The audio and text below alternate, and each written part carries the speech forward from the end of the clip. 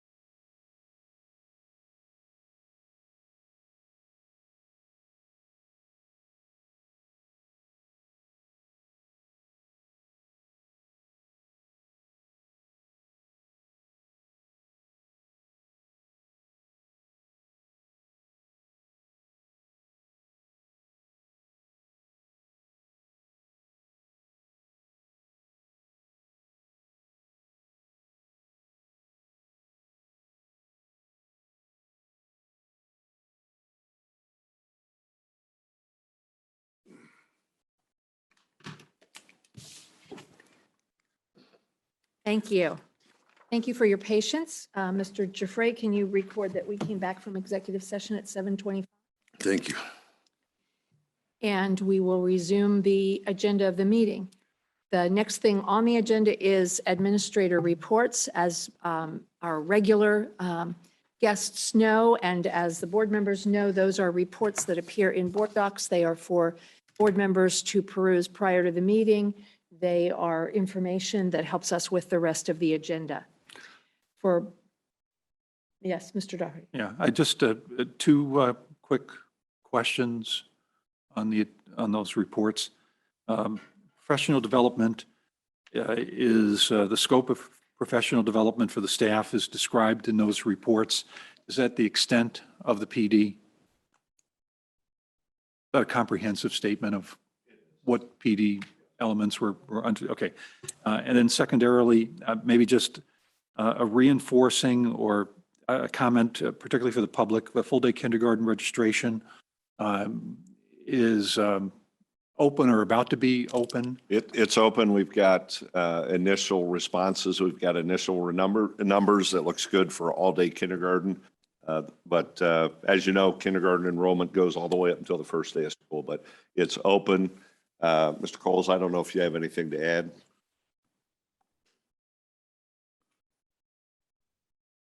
Look at that. I remember to walk up to the mic, so that's exciting. It is open, and we are encouraging folks to get in line or get online and get those registrations taken care of as quickly as we can so we can have a sense of how many people are looking for full-day kindergarten. As we talked about at the last meeting, we're going to do our best to accommodate all or as many requests as possible. But the sooner we have those in, the sooner we can make staffing decisions to make that happen. So the key thing I wanted to get out here is an expectation that, and it is a desire to take all comers. Yes, that is our goal. Yep, So that people is shouldn't correct. be hesitant to try to get in the mix on this if they want to. We had that Child. conversation just this morning as a leadership team that we want to be able to take whatever our families would like and be able to put them where they would like to be and help our families out as much as we can when it comes to all-day kindergarten or half-day kindergarten. If you recall the discussion last board meeting, if there are going to be additional FTEs, sometimes that happens in August with kindergarten because you get an influx of families either move in or just had failed to register. But the goal is to accommodate every family such that they would like, whether it be all day or half day. And I think we have the ability to do that. We have the space and the staffing we should be pretty good with. Mike, you may have done it and I might have missed it, but I think, getting that word out to the community so there's no hesitation. This is a good thing and it's a different thing. To pump it up a little bit and so people are aware of it. Yeah, we can. I know we had it in our last newsletter. We've had it in a lot of the principals newsletter. And we'll continue to do that. But the message that you're saying, I understand that, Yeah, just a little bit of worry that, there might be a feeling out in the community that this is a hit and miss kind of thing. You might get it, might not get it. That's not the story, or at least our expectation is that's not the story this year. 100%, yes. Okay, thank you. Okay. Because we have quite a few reports or presentations coming to us this evening, I'll make my board president report rather short. I did mention earlier on when we had time for hearing of the public that we did not have anyone sign up. We did not have anyone contact the board to ask to be heard or to have their email included in hearing of the public this evening. We have had just a few emails since our last meeting, several still concerning the issues of COVID and masking. The board did receive one email presenting issues concerning the Planning Commission report this evening, so we will hear that, and certainly we have received that email, and we'll have that information as we listen to the Planning Commission report. And that would be all I have to report this evening. We would then move on to student representative to the board reports, and I know that Austin is ill this evening, so the whole thing falls upon Nicole, and we very much appreciate her being patient during our executive session and being ready to give her report now. Hi. Okay, so I have Austin's report first. So he reports on pre-K K through 4. So mid-year map testing wrapped up last week, and teachers will spend the upcoming weeks analyzing the data from our students' scores, and the scores along with the action plans will be shared with parents in the upcoming mid-year conferences. LES had 48 fourth graders participating in the Department of Education's National Assessment of Educational Progress. The results from these students will help provide data for the nation's report card. LECC kindergarten team held conferences on February 10th. LES LPS teams rescheduled conferences to the 17th because of the snow days. LES LPS had Valentine's Day parties on Friday, which I know kids love. And the winning class of the walkathon was awarded a pizza party thanks to the LECCA. LECC and LPS celebrated the 100th day of school on February 1st. LECC, LPS, and LES celebrated Loveland and the Bengals with dress-up days last week. And finally, a big thank you to Kathy Schroeder for helping LECC, LPS, and LES with staff development. Mr. Fancher and Mrs. Foran will be attending an Ohio Leadership Summit at the end of February to learn how to extend the use of map data, and Mrs. Gehring and Mr. Hart are doing something similar but online. For the middle school and LIS, LMS students worked collaboratively with LIS and LHS for their scheduling process for 7th, 8th, and 9th graders incoming. Incoming 9th graders have been participating in a workshop put on by the counselors team to submit course requests for 22-23, which is very exciting for our upcoming high school students. There will be LIS winter music concerts, so those will be back in December. And the LMS winter dance is being held on February 18th to benefit the Leukemia and Lymphoma Society. It's very exciting. There's a spelling bee again this year. So it was away for a few years due to COVID, but students will be competing in the first round of the spelling bee through their classrooms, and finalists will compete in a school-wide spelling bee that will be live streamed for classes and parents of students participating. And finally, the LIS dodgeball tournament is February 7th through 11th, and this is one of the favorite things of the 5th and 6th graders. And I hear that Mr. Broadwater also participated. I participated, and I have the proof to show it with the sheet. I almost recovered. All of the money raised will be donated to Nest, and at the most recent check, LAS had raised about $2,500. In terms of athletics, 7th grade girls basketball finished with a 3rd place in the ECC, and 8th grade finished as ECC tournament runner-ups. 7th grade boys basketball will play in their tournament against West Claremont in the ECC this week. 8th grade boys basketball will be first seed in the ECC tournament, and they play on Tuesday in the 2nd round. 7th grade Orange boys basketball finished their season 5-9, and they'll play at the ECC on Tuesday. And the 8th grade Orange boys basketball had a record of 11-3, and they play today. I'm not sure that's today, at Milford in the first round of the ECC Invitational. Wrestling team finished 3rd overall in the ECC and had 13 top 5 finishers, so congratulations to all those students. For LHS, we're welcoming Miss Mary Beth Corbin, our new assistant principal. I've seen her, I think she's wonderful. We celebrated our counselors for National Council. Thank you, Mr. Mitchell. The winter athletic season is coming to an end, but tournament time is here. So boys basketball competes against LaSalle this Thursday. The Life Food Pantry canned food drive exceeded its goal for donations. Special thanks to Tigers Incorporated, Jarvis Investments, and Spirit Club for their work on that. Rising 9th, 10th, 11th, and 12th grade students submitted their scheduling requests for the 2023 school years, and our students would like to thank the Office of School Counseling for their work in making this a smooth process for students. Loveland Show Choir performed the weekend of February 5th. Allure finished first runner-up in the unisex finals, and by request was named grand champion. Seniors enjoyed a hot chocolate event in January during advisory planned by Student Council, which was a fantastic opportunity for students to bond and unwind. Loveland Show Fest, the annual show choir competition held at the high school, was on February 11th and 12th, and our show choir had so much fun hosting, and the decorations were amazing. Senior students are starting to commit to colleges, so looking on the guidance office's Twitter and Loveland Class of 2022 Instagram for more. Students are committed from coast to coast, so congratulations to all. Our high school hosted the State of Schools event on February 9th. Students in TPA, Spirit Club, Robotics, the Science Department, Tigers Inc., and a host of other organizations were present, showcasing their program. Loveland's orchestra and band will perform at the high school next week, orchestra on the 22nd, band on the 24th, and you're welcome to come out and support our music programs. And finally, our students would like to extend a huge thank you to all that made a spectacular Super Bowl weekend possible. Students were ecstatic about our snow day.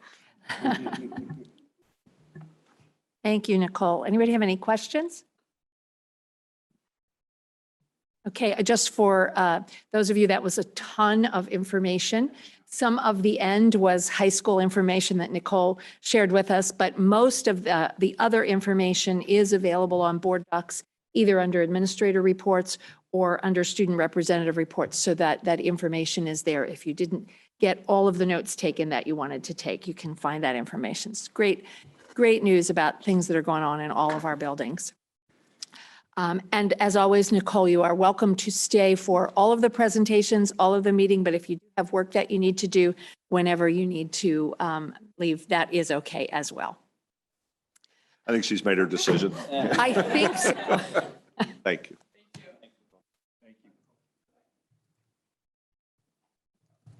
Then we'll move on to presentations. Mr. Broadwater, will you be introducing those, or will they each be introducing themselves? I will go ahead and introduce 4.1. You have Business Advisory Council, and my part of introducing, turning it over to Drew Mitchell and Lynette Vox, and turn the presentation over to you.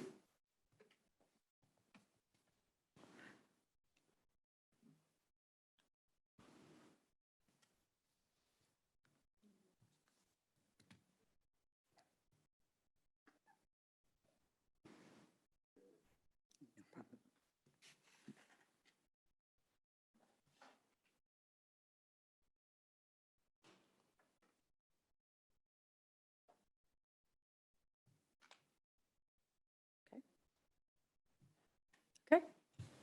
Good evening. So I'm Lynette Viox. I'm a business teacher at Loveland High School. Thanks for having us here tonight. I'm representing the Business Advisory Council doing our annual presentation. So as in the past, we are here presenting tonight. This is a mandate from the state of Ohio that we do come and present to you each year by March 1st. The purpose of this is to foster communication and cooperation between the schools, businesses, and the communities that we serve. This work is to ensure that the work of educators align with the needs of businesses. We are to meet quarterly, and we are to report to the Board of Education by March 1st to tell what our committee has done, our past accomplishments, and also what the committee is going to do, what our future goals are. We do have a mission statement, which is a little bit lengthy, and it is on the on our website. So this is just a little bit of an abbreviated mission. So the Loveland City School District's Business Advisory Council pledges to address the following goals: the delineation of employment skills and the development of curriculum to instill these skills, the changes in the economy and the job market, and the types of employment in which future jobs are most likely to be available, the development of a working relationship among businesses. And in essence, our goal is to be an action committee, not just a reporting committee, but our goal is to work with businesses to help us improve our education. We are also structured to be able to appoint subcommittees when necessary to complete our tasks. Here's a list of our members. The members are appointed by the superintendent. Our accomplishments for this year, we were focused on examining the changing workforce, and our guiding question this year is, what is the connection to education? We looked at research and we listened to experts. We also shared reflections from Tigers Inc. when they worked with Loveland U this year. We attended the Loveland City School District 5-year forecast meeting as a group. We scheduled 4 meetings for the year, and we have completed 3 as of today. In the past, our accomplishments prior to this year, we sought input from outside sources to help guide our direction in aligning the needs of businesses We sought input from higher education. We had speaker from the UC Lindner Grad School of Business. We also brought in speakers from the trades and also from Great Oaks. This year, I wanted to point out the information I'll be presenting tonight. Some of the major contributors to our discussions were Nick Winenberg, who is the owner of Express Employment Pros, Angela Reindl, who's the owner of Oasis Turf and Tree, and Mike Huber, who is an attorney at Dinsmore. We also were looking at statistics in the publication listed there, the demographic drought. So a question we were looking at is, what are business owners noticing about the change in the workforce since the pandemic has begun? And through our discussions and the data that we looked at, it has been talked that about 6% of baby boomers have retired, and there are more people leaving and retiring out of the workforce than there are coming into the workforce. So the family dynamics have changed as well. So people have lost their jobs with the pandemic, and what has happened is they've adjusted expenses, which has allowed one partner to stay home with the young children and creating more void in the workforce as well. The supply is down, the demand is up, pay grades are going through the roof. Higher pay grades also are allowing that more flexibility for families to have that stay-at-home partner, which also is lowering the workforce participation, which is creating this feedback loop with point 2, with supply down, demand up, pay grades going up. So this is another place where there's that workforce void. So employers are entering a new phase of doing business and having to start to think differently. They are willing to train for skilled positions, looking for employees who they are saying fit the culture of the company rather than necessarily coming in with the skill set that they're looking for. Focus more on the soft skills and willingness to learn new job-specific skills. Looking for things like communication, availability, and work ethic. Concerns that they have are over, quote, lowering their standards, are that it's a short-term fix, and the lower standard employees having high turnover rates and traditionally a little more unreliable. Companies are needing to be more innovative in their practice and to require less headcount overall because the population demographics aren't going to just fix themselves. Also, they're finding the average number of hours working per week has changed. The traditional workforce are working significantly less hours. This demographic has been working about 200 fewer hours per year, less than in 2015. Many employees do not want to work overtime. Many do not even want a traditional 40-hour work week. 35 to 38 hours on average is what they're finding. So again, creating a void where employers are needing to hire more employees to complete the same amount of work that they have needed in the past. Work from home options also have increased. Many companies are permitting employees to work from home, even if the employer is located elsewhere. This has been imperative for employers that are located in cities that are not considered desirable to live in, especially for the younger employees entering the workforce that are prioritizing lifestyle, looking for cities that they feel maybe are more desirable over other cities. So something that I really wanted to point out as we were discussing these things all year and as I was putting this presentation together again, those of you that have heard this over the last couple of years, when we were talking with higher education, we're talking with the trades and talking with this business force again, we keep hearing these same themes that what they're looking for are team players, critical thinkers, problem solvers, people with communication skills, good work ethic, that drive, that curiosity, these same things just keep coming up. So I had this slide up here 2 years ago, last year, and here again. So I kind of just re-highlighted, it's still here. We're still hearing it from a whole new group of people. So just pointing it out again, this is what we need to hear as educators. Also looked at the data that our Tigers Inc. Did a design thinking exercise at Loveland this year. And their problem statement was, how might we as a school district and a community take what we have learned through a pandemic to better serve students?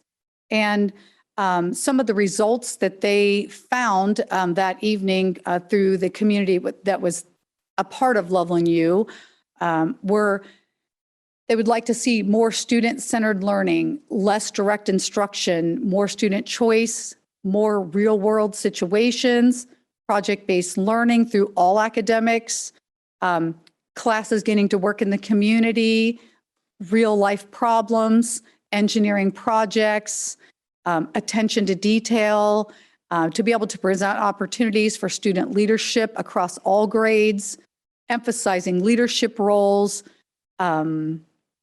more classes like the college study skills, life skills. So again, this again just reiterates everything I think that was on that last slide again, from a completely different source. So I'm going to turn this over to Drews now, and he's going to talk about the response that the school district has had to some of these things. Thank you. So it just resonates with us, obviously, as we hear this data that we have to get students involved. And our presentation really is through 3 different tiers. The first one being whole grade level presentations. So this information, again, 6 through 12 will be utilizing screencasts to help students to understand some of the tools out there about themselves so they can learn about their own strengths, interests, talents, and abilities, and then understand the world of work around them through a presentation that's done, as an example, to the entire 6th grade class coming up on Friday, which would be awesome, using their Tiger Time teachers to help with that. Those grade level presentations then allow students to save information in Naviance, giving them a chance to be able to get back to data that they've taken a look at. Obviously, with the lower, younger grade level, 6th, 7th, 8th, they're taking a look at options with an awareness focus, with the planning piece starting in the high school level. That Tiger Time is also utilized, and then at the high school during advisory sessions to go into smaller group discussions. These are times when we will do an interpretation of a career assessment. We'll discuss how to make some plans off of those career assessments, explaining that we're not planning for the rest of our lives. We're planning for one step ahead for success after high school. Then we're seeing great success with individual meetings. This could be with students, their parents or guardians. Sometimes this is a one-on-one with a career mentor from Claremont County Chamber, which has been great. Other one-on-ones have included some of our experiential learning opportunities. This is a highlight, and I could go on for hours because of all the excitement that we have with our business partners. Up there, you're seeing a quick representation of the community members who have already poured into students, whether it be a half-day career shadow, a full-day career shadow, or even an internship experience for our students, where if it's an after-school experience, some are even paid, like First Star Logistics. Those are giving those students a chance to develop some of the soft skills that we had talked about earlier, or at a very minimum, have a chance to work with an area professional to go deeper into their own personal understanding of how their natural gifts, talents, interests, and abilities will lead to success in the future. And I can't wait to later this year share with you all of the opportunities that are developing because of the willingness of our community members to make an impact for our students.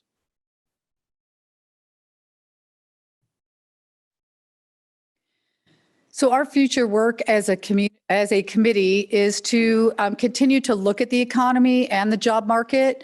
It is our commitment to continue to collaborate with Claremont County Chamber and the Little Miami River Chamber Alliance to study the trends in the local economy, to explore the community, look at the region in-demand careers. We also will continue to collaborate with our business partners to gain insights to the needs of the workforce, to help define the connection to our education. We also will continue to evaluate our committee, fill voids where we feel it's best to serve our students' needs. If anyone is interested in getting involved, there is our superintendent's email. Please feel free to reach out. Thank you all for your time and attention, and also just a huge thank you to the people who have been serving on the committee. They have been invaluable to us. So thank you again. Thank you. Before I open it for board questions, there may be some questions or comments. I'd just like to make a comment. You started out your presentation this evening that this is a committee that is mandated by law. And sometimes when things are mandated by law, they're simply something that you do and you check off the boxes and you go through the lines of what you're doing.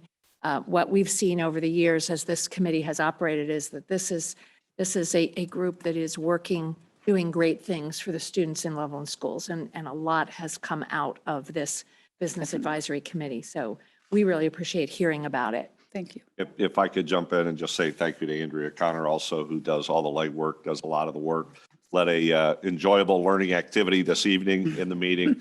But I would agree with what Dr. Lorenz says. And you talked about it in the meeting earlier this evening. It's not about checking a box. It's about doing good things for kids. And we also talked about how this kind of ties into the strategic vision work that we're going to be doing. A lot of the comments you saw from Tigers Inc. and Loveland U that evening, I think we're going to see some of the same themes. But I appreciate not only both of you, but everybody that's on that committee. I think you do great work, and it's an enjoyable meeting to sit through. I appreciate it. Comments or questions? I only have one question. It is obviously. Is your microphone on, Dr. Switchner? Yes, yes, it is. Okay, thank you. Sure. Obviously, COVID was very difficult to navigate as far as job opportunities, internship, and shadowing opportunities. How do you see that progressing over the course of the next year? It sounds like you already have a lot of traction. Yeah, so we're so thankful for one particular member of the committee, Nick Winterberg, owns a staffing organization. So he and I actually spoke last spring about, okay, how can we start the process of re-engagement? His strategy was obvious, start with those who've already made it. Those folks, like just as an example, Miami Township has been amazing in reestablishing what we had started before COVID. And then Nick's given us some great ideas about reaching out to other businesses. Some have already started developing their own systems and processes for next year.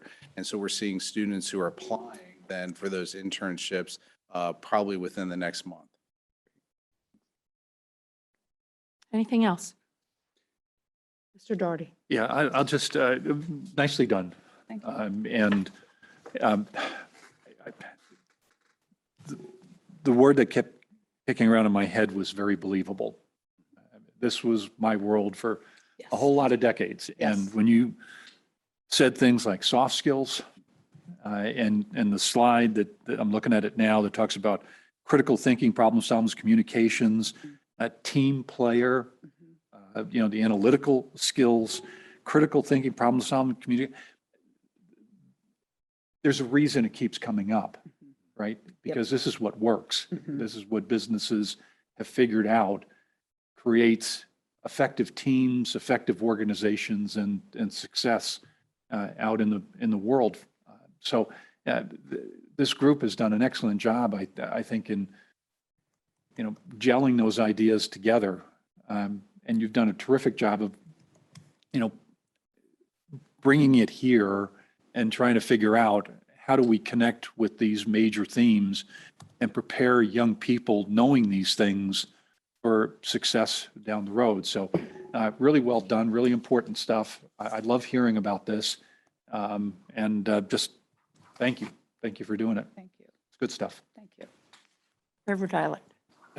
Yes, thank you. It was a wonderful report and lots to think about, certainly in the report. One of the things I was thinking about, I was listening to you and you were talking about some of the workforce development and job-specific workforce development that's going on now, job-specific programs of training and so forth that I was talking in a conversation about a couple weeks ago about that effect on higher ed, and just wondering where you're seeing that at the high school level, So for instance, Intel coming into Ohio, they're not necessarily looking for folks with degrees. They're looking for people that they train specifically to do the work in their factory.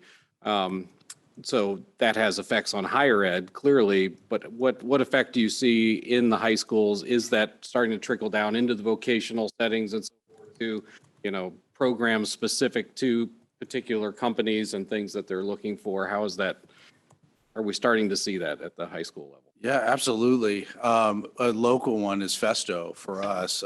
They're, from my understanding, developing all of their training within that Mason location. And we've talked to them about a potential partnership and how we could establish some training here at the high school that would be tied directly to some of their needs, and then future training. Some of it related to credentialing, some of it associate degree, and some of it bachelor's degree. But giving kids the exposure now so they understand those future opportunities, especially in advanced manufacturing. Thanks. Anything else? Again, thank you very much. Thank you for your patience waiting for us, and we really appreciate the report. Thank you.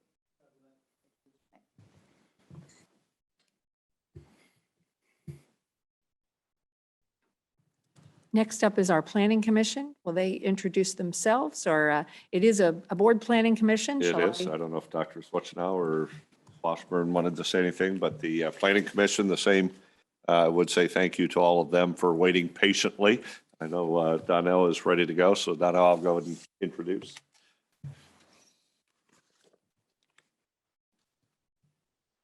We're more than willing to wait patiently for you guys. Is that enough? I wanted to first thank you for the opportunity to present these two analyses that the Finance Committee, most of whom are right over there, have been working on for the better part of a year. The extracurricular analysis and an income tax analysis, both of which you'll hear today. But I want to recognize quickly the members of the committee that have been working on this so diligently: Leslie Hodge, Brad Goldie, Jill Jones, Craig Lewis, the committee chair, Lynn Mangan, Kirk McCracken, myself, and not here today is Nathan Libby. This is one of the hardest working bunches of people you'll ever meet. So I do want to point out that, as you've seen with the previous analyses that come out of this committee in particular, what you'll hear tonight are intended not to be opinions. The Finance Committee works diligently to try to represent the facts as best we can. There's been a lot of rigorous debate, I'll say, inside the committee to make sure that we try to do that at every turn.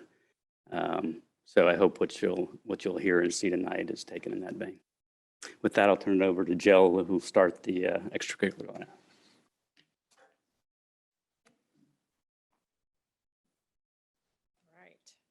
Y'all ready? All right, put on your seatbelts. Here we go.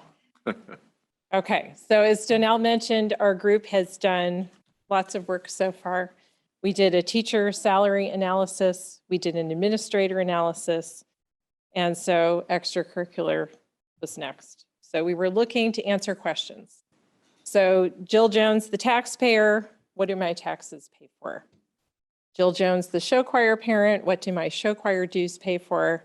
And Jill Jones, the robotics parent, what do my robotics pay to participate fees pay for? So slide. So where did we come from? So why are we doing this particular analysis? Will you do the slide for me? Thanks. Okay.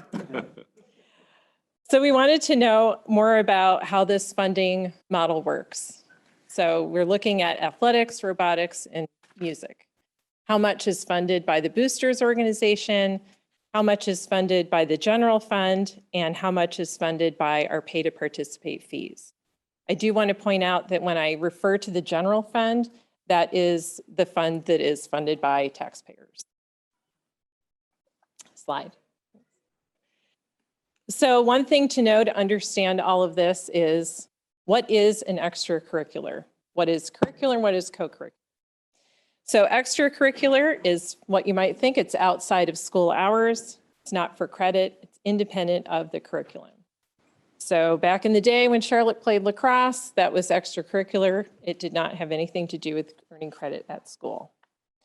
Curricular is part of a student's day. They receive credit for that.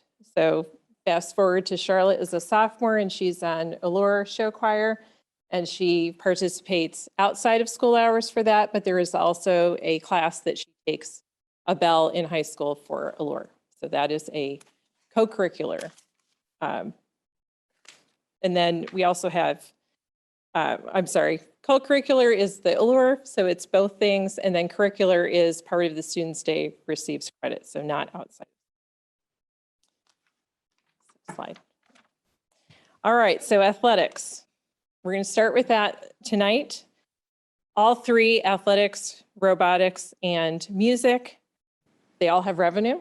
They all have expense. They all are supported by a board-approved boosters organization. And that's where their similarities end. They are all quite different. Slide, please. There are, oh, that is not the slide I expected to see. Okay, I want one that says key understandings. I'm not sure how that. We just went Okay. one too far. Oh, it went too far. Okay. Whew. All right.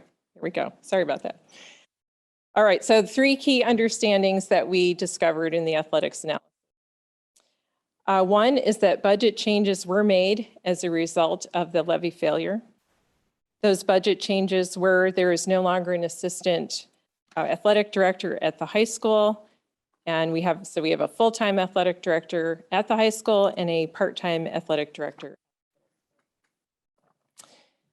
Our second bullet point, 32% of athletic expenses are covered by the general fund, which is 3 salaries and 86 supplementals. A note that the supplemental amount, how many supplementals you have could change depending on what kind of teams you are having. So if you have different amount of teams or different sports that you're covering, that amount may change. Our third bullet point is that 68% of our athletic expenses are covered by other revenue streams. So the changes, what were some of those changes that we discussed when that levy failed? So first, our pay to participate fees increased from $105 to $310 at Loveland High School. At the middle school, it was $105. It increased to $265. And there is no family cap. So that potentially adds $260,120 to our revenue if the 2018-2019 participation rates remain constant. So family caps, to familiarize yourself with that, it means that no matter how many kids you have, no matter how many sports they might play, that there is no cap to the amount of money you might pay for those kids. The staffing reduction of the assistant athletic director at the high school reduced the salary, including the benefits, was $143,174. How are we doing so far? All right. Next slide, please. So in order to understand athletics, we need to know who are we talking about? How many kids participate in athletics? At the high school, basically 1 of 2 kids play a sport at the high school, 49% of students. At the middle school, it's slightly less, 39% play 21 sports at the middle school. That data is based on 2018-2019 numbers. I want to highlight that. COVID affected a lot of things. So we decided as a committee that it would be important to show the before, which is the last valid data that we have in terms of when COVID was not affecting things. We decided it was very important to highlight that data those years. And then we also will show on our next slide, we went forward and looked at what were the numbers in 2018-19, and we made adjustments to show what could it look like now. And I'll talk more about that in a moment. So on this next slide, but please don't put it yet. Thank you. You will see 2 pie graphs. And these dive into revenue. So the pie graph on the left is going to show you 2018-19 actual revenue, and then the one on the right is going to show you the estimated revenue. And again, what I mean by estimated is you will see on the pie graph some of the same numbers, but we estimated the pay to participate fees with the increase. So go ahead, thanks. So and in the middle, I'm going to show the colors. So the green is the general fund. The red is Loveland Athletic Boosters. And the blue I can't see from here. Can someone please? Thank you. Mission and license. Okay, that's further away than I thought it was going to be. I should have brought my glasses up here. And then the yellow is the pay to participate. So you can see on the left that 49% was covered by the general fund. And then on the right, when we estimate the post-levy estimated revenue, it decreases to 33%. When you look at the Loveland Athletic Boosters, we kept that exact amount of money, trying to transfer that and not assume that they would add any more or any less. And sure, yeah, thank you. So on the pay to participate projection estimation on the right, what goes into that? What assumptions go into that in terms of Sure. students and fees, et cetera? Sure. So what we did was we took the actual pay to participate amounts from 2018-19. And then we used those same amount of kids. And then we added in what would be the increase for lacrosse and for football, which are at the time were more than what football and lacrosse are always more expensive. So your assumption is that participation returns to pre-pandemic levels, Correct. right? And the dollars are simply the schedule of fees that are in place right now. Not perfect. It is an estimate. Sure. But we felt it was important to compare the pre to the post. We felt that taxpayers would want to know how have the adjustments affected the dollars. Any more questions on that? Just follow in on that, and it's easy for me to assign work for other people. Do we have the ability or thought that we should have 2021 numbers this summer? And is that a relatively easy thing to plug into what you've done as far as the actual number of students who participated in athletics? Participation, absolutely. We should be able to have that. We don't know spring sports yet, so that would be a piece that would be missing at this point in the school year. And I know 1920, as far as I'm concerned, doesn't help us at all. Right, which is why we kind of skipped over that, yeah. One thing I do want to call out is that the general fund would cover the deficit that Loveland Athletic Boosters pay to participate, admissions, et cetera. If they are not up to where we need to be, that the general fund would plug that particular hole. Any more questions on that part? Next slide. Yes, I'm sorry, just one last question. Sure. Is the thanks, John. I can't do the math quick enough in my head, but is the dollar size of both pies equal? It is. Okay. Yes. In our referenced report, it is all of that is in there. Yeah. Oh, Lynn, you're here. Can you say it one more time?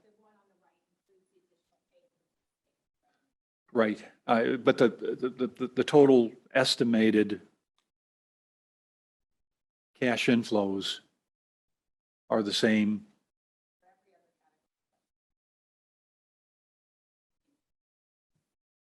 He's saying that the decrease in the general fund revenue is offset the same degree by the pay to play. Right, Kevin? Yeah, roughly, but it's not exactly on here, which is why I couldn't do the math fast enough in my head. I can see that it's not the same, but I'm just wondering, does it total up, do all the dollars total up the same? Yes. Right and left, yeah. So we haven't talked about potential changes in expense levels in this particular slide. Right.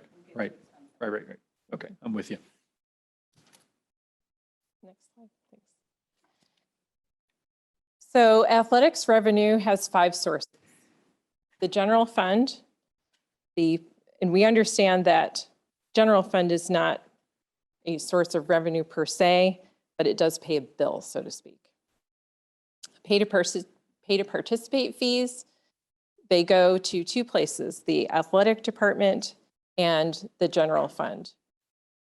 $40 of your 310 pay to participate fees go to athletics, and then the rest would go to general in the following categories. $5 would go to the final form software, $60 would go to transportation, and $205 would go to other categories, for example, lining the fields.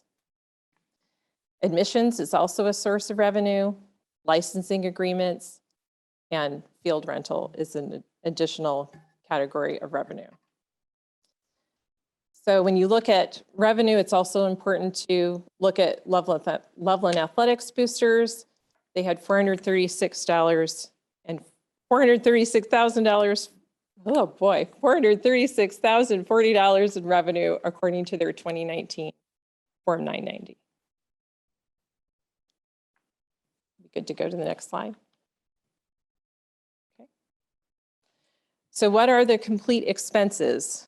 And again, this is for 18-19 post-levy estimates for athletics. $1,245,827. We also are adding the amount that Loveland Athletics boosters covered in additionally, which is $451,522 to make our total expenses $1,697,349. So without the Loveland Athletics boosters, it would have cost more to run athletics. Questions on this slide? Okay, so on the next slide, you're going to see our 2 pie charts. Again, on the left will be 18-19 actual expenses, and then on the right will be the post-levy estimates. Go ahead, please. All right, so the colors are different because where it's going doesn't match up necessarily with the first graphs that we saw. The one that is constant is Loveland Athletics boosters, which is in. So the actual expenses were $451,522. You can see on the right, we carried that the same. Athletic department on the left, their expenses were $306,008. We carried that over to the right. And then in the light blue, the transportation was $94,578. We carried that over. And then very small, this is really hard to see, is purchased services, which is your 800, see, I should have brought my glasses. Oh my gosh, sorry. That's your 8,495, thank you. And then the 0.1, which is tiny, it's so tiny I couldn't get it to show up on the graph when I did it, is your turf replacement, $1,956. Then the largest pot on the left, the pink, is the fully burdened salaries.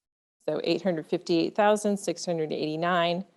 And then post-levy adjustment is $834,790.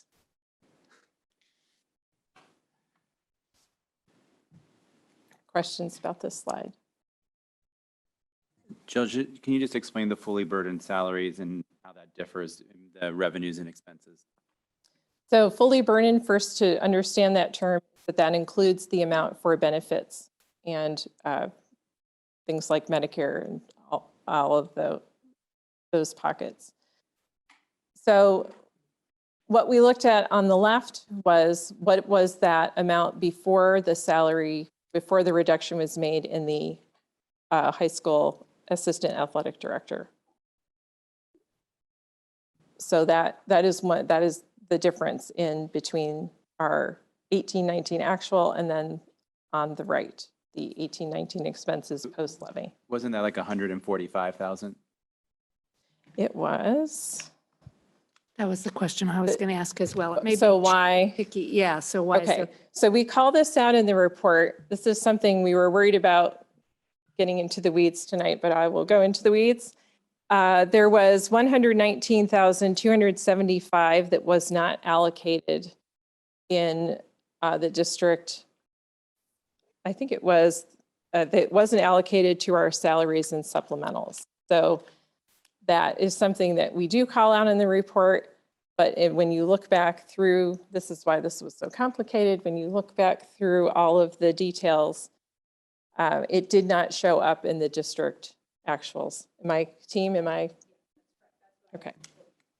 I appreciate that. The board didn't receive the extended report until a little earlier today. So I don't expect any of us have had time to read the pages of the report. So I appreciate you pointing out that that's where the information is. So. It is Thank called you. out in there. Eric, does that help with what you were? No, that exactly explains it, but just a quick follow-up then.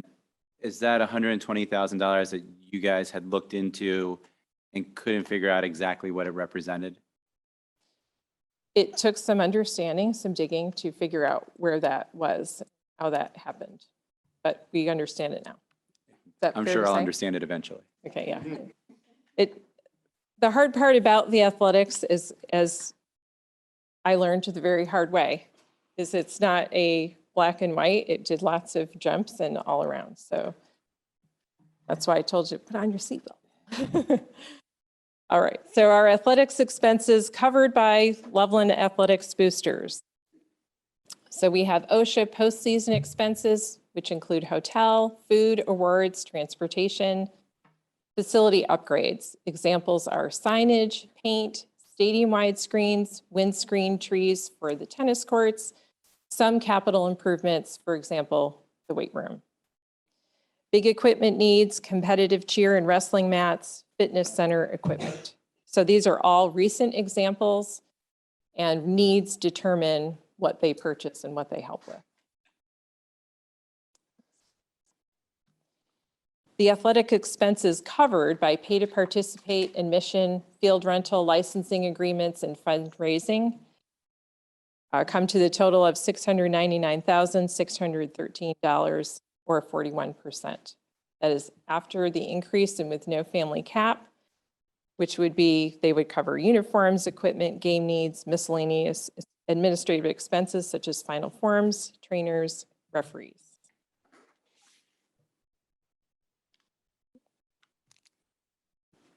What athletic expenses are paid with the general fund?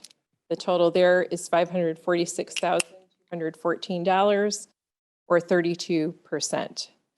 And you'll see the asterisk refers to that is approximately 1% of Loveland's general fund, according to 2018-19 actuals. And that total was $830,233, which is 1.6% prior to the pay to participate increases and staff reductions. And again, that covers the salaries of the 2 athletic directors, Loveland High School, Loveland Middle School, the athletic secretary, and supplementals of 86 coaches.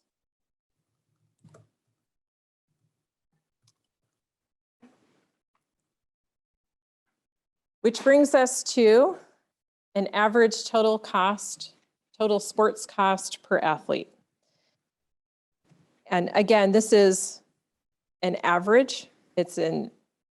We need to keep in mind that we understand that there are different pay to participate fees for a football or a lacrosse. So we are looking for an overall number. And when you take that 1.6 million, you divide it by how many high school athletes there are, added to the amount of middle school athletes, it equals $1,199.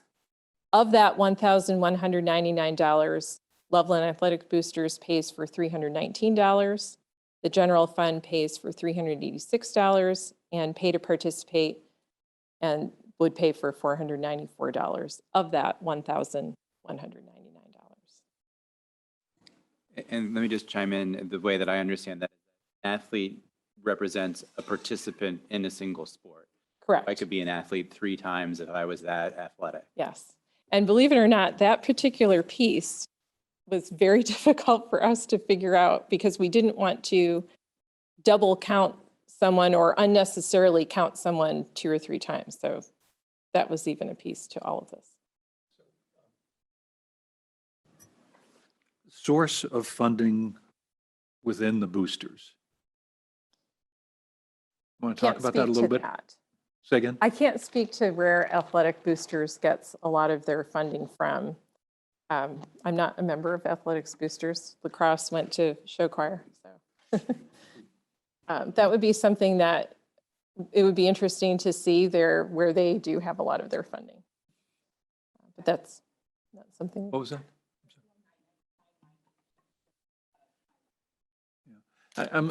Okay, so I'd be safe to assume that it's a lot of parental contributions in there. So I'm safe in thinking that families, let me say parents of athletes, they're the 319 and the 494, generally speaking. I think that's fair to say. Probably.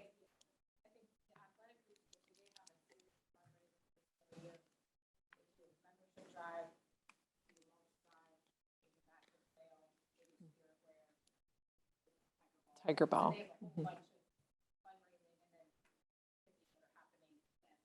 So, Lynn, when I say general, I'm trying to leave myself a little bit of space for somebody who's not a parent, but is a supporter, could be making contributions. But my gut would imagine that the majority of the contributors to the boosters are probably parents. Or former parents. Yeah, I guess that right would be true. They do have lifetime memberships, I think. Okay. All right, so athletics is done. Are you ready to switch gears to robotics? Ha, ha, ha. Sorry, if my darling dad were alive, he'd be so happy right now. Oh my gosh. Okay, so robotics. So one of the key differences you'll see with robotics, first of all, is right on the slide. We don't have the tiger up. We have the branding of Loveland Robotics Boosters, and that is because robotics has much less to do with the district as opposed to athletics. So a little bit of context for robotics. Everyone knows what it's like to play a sport, but robotics might not be something you're familiar with. So first of all, it's not BattleBots that you might see on Discovery. There is a robot that is designed, but is not designed to, destroy each other with various weapons. There is a game challenge every year, no matter what level of robotics that you're in. Your robot's design needs to meet that particular game, so you can't use the same robot year to year. And you need to code your robot to help meet that particular challenge for that year. There's also a problem-solving aspect. So we heard Drew's talk about and Lynette talk about that critical thinking piece. There's a problem-solving and research part to the younger level robotics that I'll talk about in a moment. So there are 2 parent nonprofit organizations that Loveland Robotics deals with. One is VEX, and that's for grades 7 through 12, and the other is FIRST, which is an acronym for Inspiration and Recognition of Science and Technology. So FIRST is grades K through 12. So grades K through 4, it's called FLL Explore. Grades 5 through 8, it's FLL Challenge. Grades 9 through 12, it's either First Tech Challenge or First Robotics Challenge. And in Loveland, we have FTC, First Tech Challenge, in their high school. Slide, please.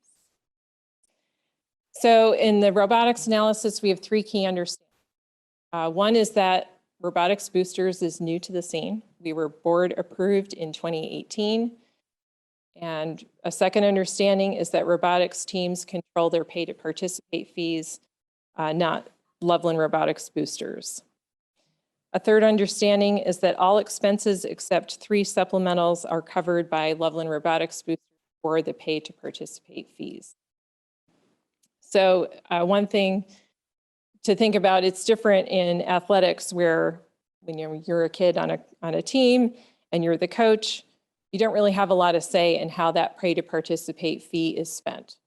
So that's determined by the athletics director and the district.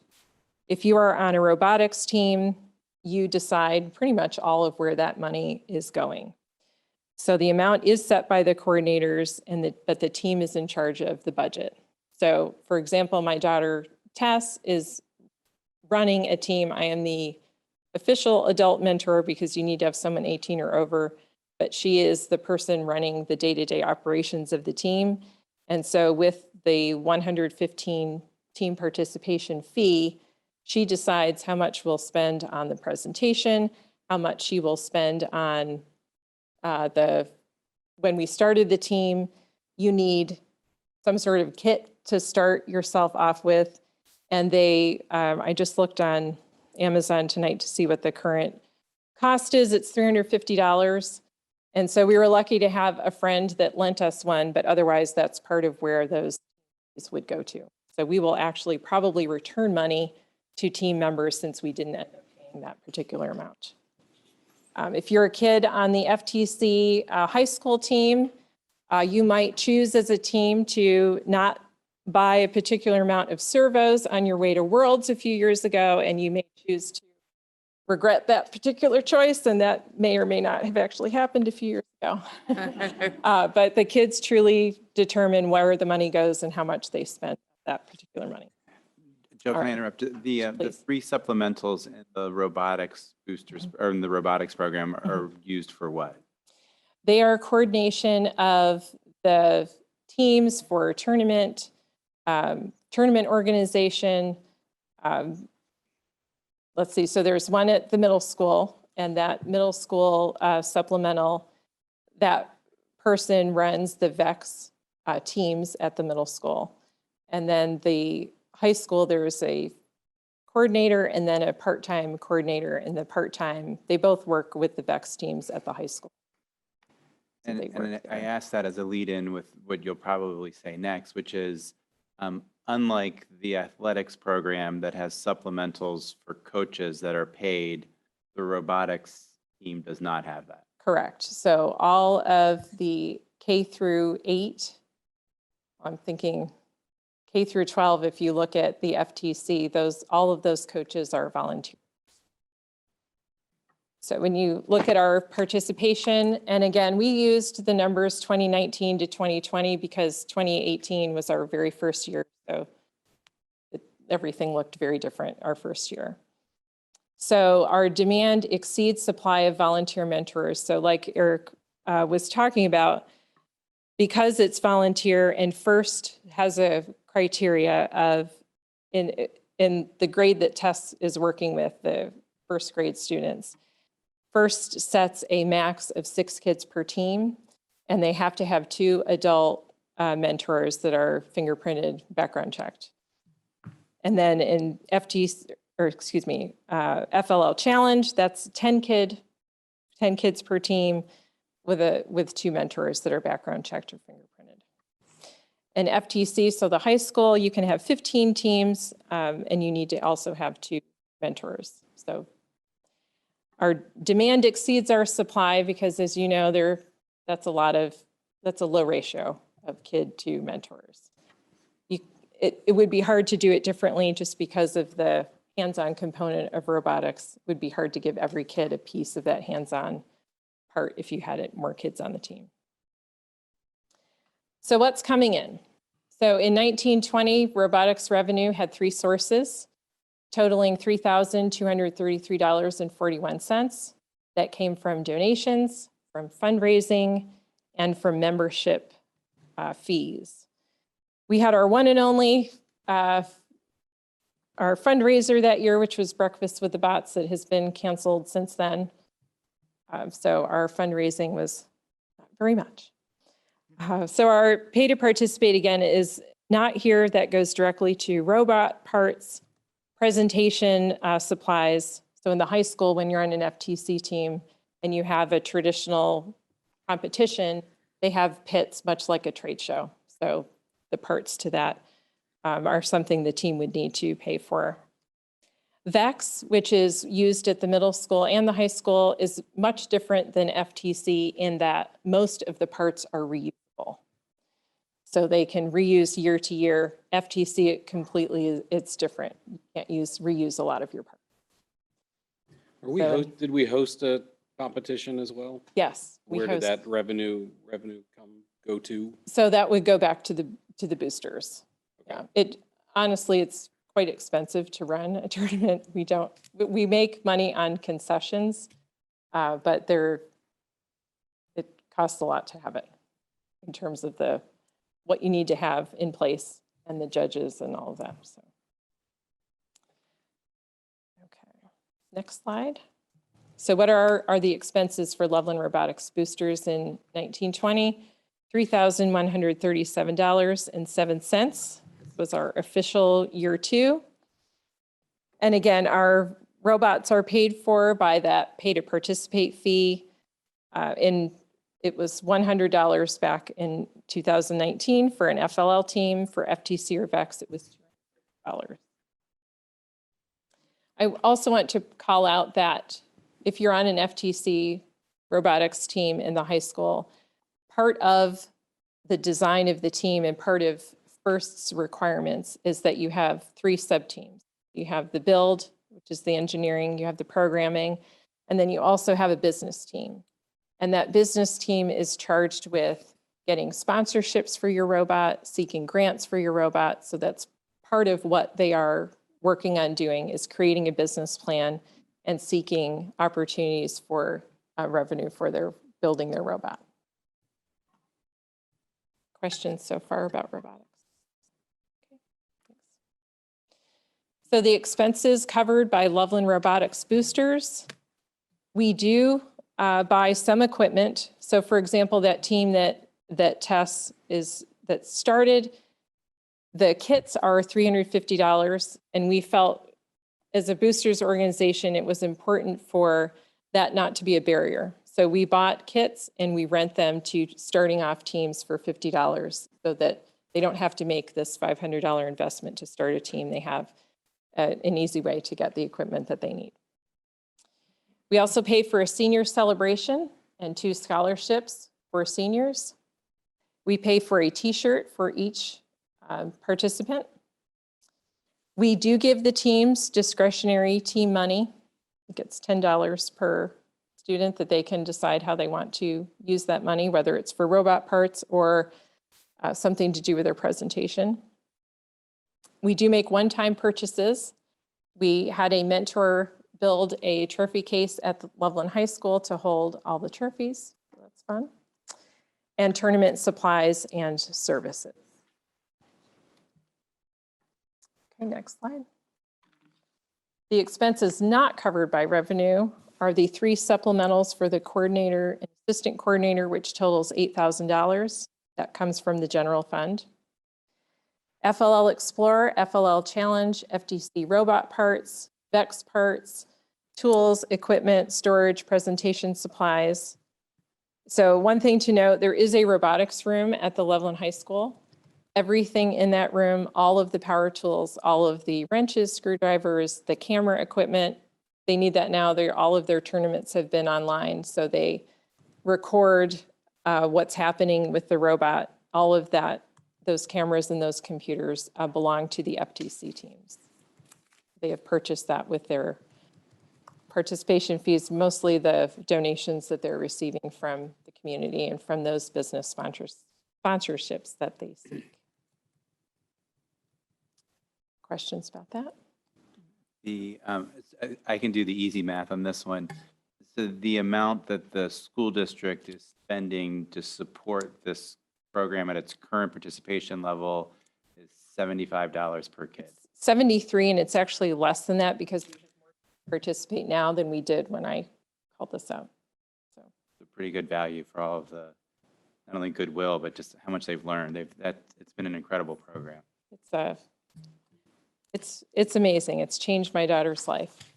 And I appreciate the critical thinking, the problem solving, and putting on my kindergarten teacher hat. I usually have the robotics kids come in and help me teach coding to kindergartners, which we're still doing, but that's really hard by yourself, just saying. I love that piece of it, that it's that, again, it's that critical thinking. It's a great challenge for kids. What other ways can you do it? Can you code in less moves? It's a wonderful piece for that. Could you attempt to make a slide like what you did for athletics? What's the average total cost per? Wondering, is there a rationale for not doing that for the other two, or because I know they're different animals, as you said, but It is. The hard part, because the teams determine where their money goes, some of it's not directly, I can't speak for every team. That would be really hard to figure that out, but I could try to put something like that. So is one of the messages we leave on this one that capacity for more kids is constrained by mentors Yes, more than money? I would say that's true. It's an intense time commitment.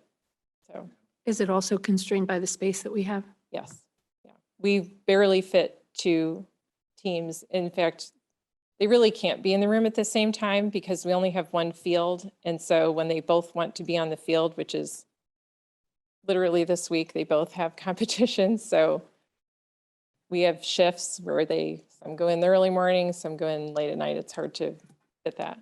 And the FRC teams, which are something we don't have, those are very large robots, and that's an even larger field. And I believe the interest is there, but the space is that you need a warehouse almost for that. So.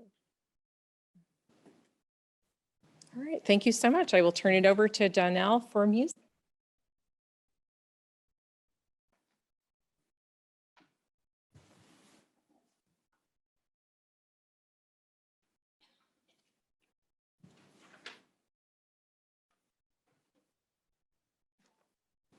They used to proudly say that athletics and music was what brought Loveland High School, along with its academics, Loveland High School, the national recognition. Robotics is so quickly becoming much bigger than that. It's incredible what those kids are doing. So that's an impressive bunch of kids and mentors. You can go to the next slide. The music section. So the key takeaways on the Loveland music programs are that beyond educator salaries, all of which are for credit classes, 95% of the music programs at Loveland are self-funded. The music programs also have a 31% participation rate, and that's current participation rate. What we ran into in music was we had less than optimal data from 18 and 19. So we're presenting the cost information as the others have from 18 and 19. But to give you perspective, we included the enrollment information from 2021 and 22 this year. Next slide. So at the intermediate school, we have 219 enrolled, which is about 32% of the total enrollment at the intermediate school. 284 kids at LMS, about 40% of the middle school enrollment. And then by the time you get to the high school, 25% of those students participate in a music program, or 346 students.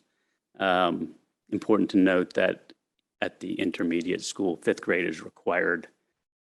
So 108 of those students have a requirement to take music. And at the high school, this excludes 86 duplicate enrollees, so students who are enrolled in 2 or 3 music programs, music classes, I should say. Next slide. Again, for perspective, the music staff costs, the bulk of which are for credit courses, a little under $800,000 in instructor salaries, $58,000 in curricular or co-curricular supplementals, $30,000 in supplementals associated with extracurricular activities, and then $133,000 for benefits. Again, that's current staffing costs. And it includes benefits, but excludes the health benefit. Excluding staff costs, the expenses for the music programs are just under $700,000.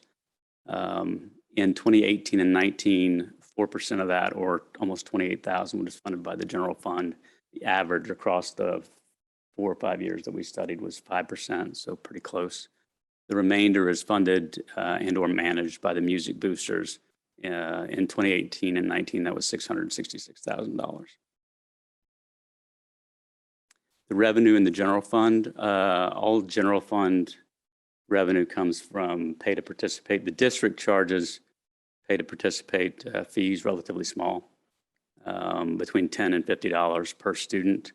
The bulk of the funding and the bulk of the pay to participate happens outside the general fund at each program, which goes to the boosters.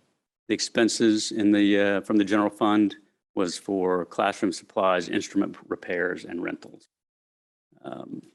Next slide. The booster revenue comes from fairly significant student participation fees in excess of $1,000 in many cases per student. Donations and fundraising, again, to the earlier question, most of those donations and fundraising comes from parents or former parents of music students. And significantly, at least for music events, form a pretty fair chunk of the available revenue. Those events, at least for the music programs, come once a year, either Music in the Park or Showfest, which we just had, contribute a fair bit to the booster budget, and which goes to pay for the music programs. Next slide. So the boosters covers kind of everything. Everything from sheet music to equipment, uniforms, the rights to perform the music, choreography, and that's choreography for both dancing and singing and marching band, for example.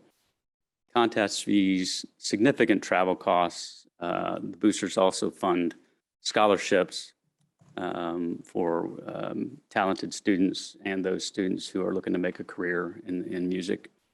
The boosters, also important to note, also contributes to, if you think about music programs, most of the expensive activity happens at the higher grade levels.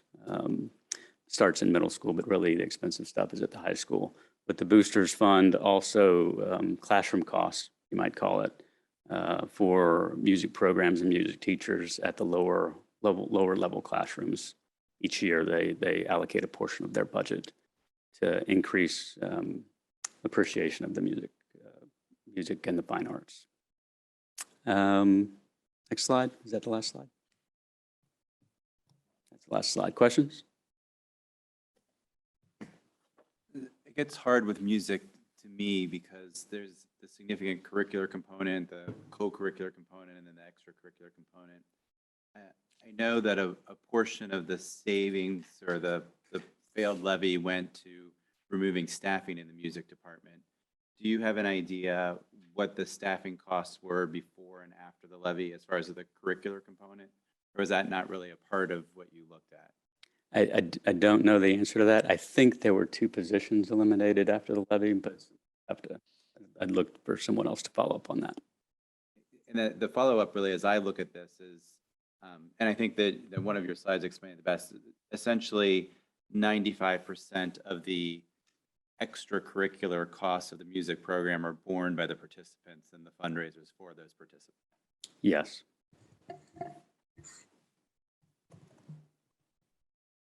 Did your committee, in this tremendous amount of work that was done to put this together, did you have any time left over to make any comparisons to any other districts? Do you have a sense of how Loveland is the same or different? I'm not asking about pay-to-play numbers or anything. I'm asking if the structure, the setup, is sort of, again, the same as area schools, or if it's very different, or have you not? Again, I'm very recognizant of all the work that you did, and I'm not asking why you didn't do more if you didn't. I'm just asking if you did. But have we any did all this other opportunity. stuff. No, I haven't made that comparison. The other members of the committee want to comment. I will tell you just from observation, having been around the music program for a better part of a decade, there's a wide array of funding mechanisms in the districts. Some are well-funded by the district themselves. There's a lot of payment by parents. Some a little further afield than our local area, I think, get funding from large donors, for example. But I don't have specifics. Right, and having been around music programs more so maybe than the robotics, somewhat the athletics, but in the music programs, I see more of a difference. There are, when you go to competitions, you clearly see schools that are, no matter where the funding comes from, some are funded much more than other schools are funded, just when you see the Good competition. observation. There is a comparison for athletics in the detailed report on pay to participate fees. I guess this is limited to, and there's quite a bit of variability there.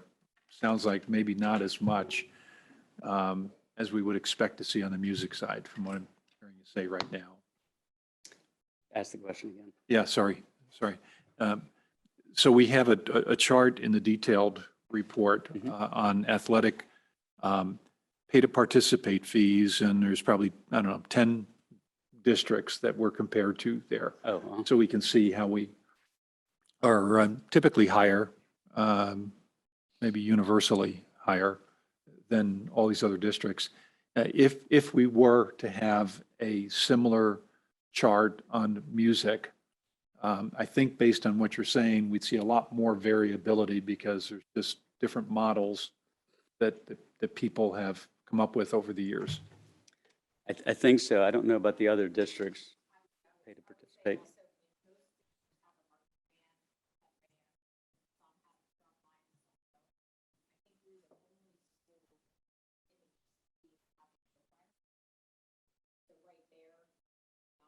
Apples to oranges.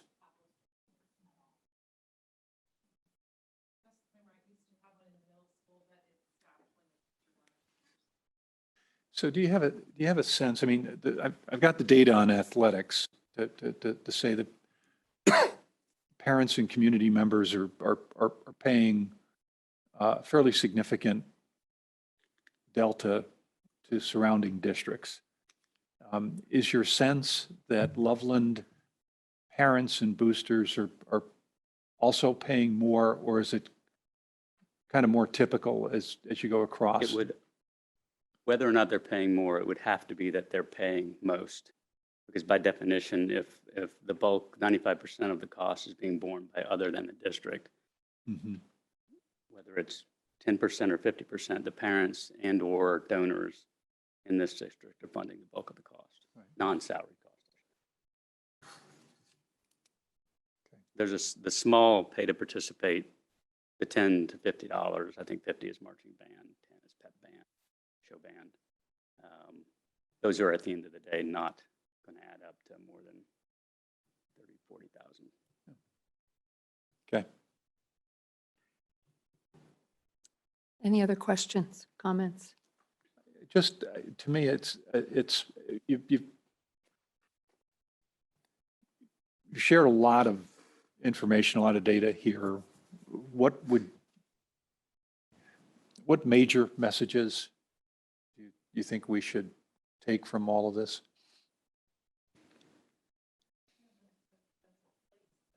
Say that again, I'm sorry.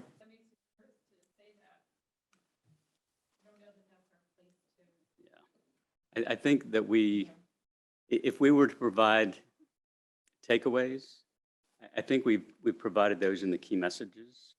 The key takeaways from each category Yeah. are the participation rates and the level of spend borne by one side or the other side or the other group. I think we're being very cautious not to Yeah. provide opinion and/or. Right. Well, something I guess else. I would say what I see here is a third to half of the student population is engaged Mhm. in one or the other, maybe both, who knows, right? Some more. I see a very significant amount of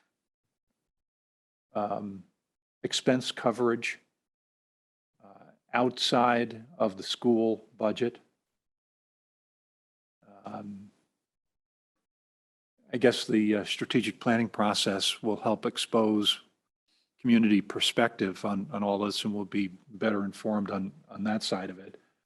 The robotics thing, you know, if you haven't been close to one of these, you owe it to yourself to get a little closer, because it's kind of amazing, I think, what kids learn going through that process, how they grow going through it. And, you know, some people may think of it as tomorrow's world, but, you know, if you've done any extensive travel in Germany, and, you know, the kind of technology development that those folks have been heavily invested in for decades now, it starts at this level of education.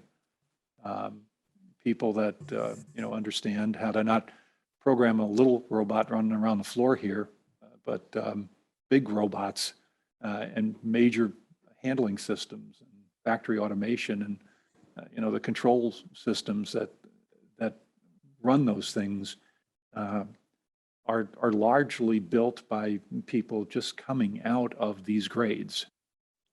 So, And Kevin, I kind of wanted to chime in there, like, because as important as all of this is, the take home that was the most for me in crossing over the Business Advisory Committee presentation and the presentation that we just heard yeah, is, and I'll go back to the Business Advisory Committee, good math skills, team player, critical thinking and problem solving. Yeah. I mean, all of these extracurriculars are what businesses are looking for. Right. And this is how the children in our district learn those. right.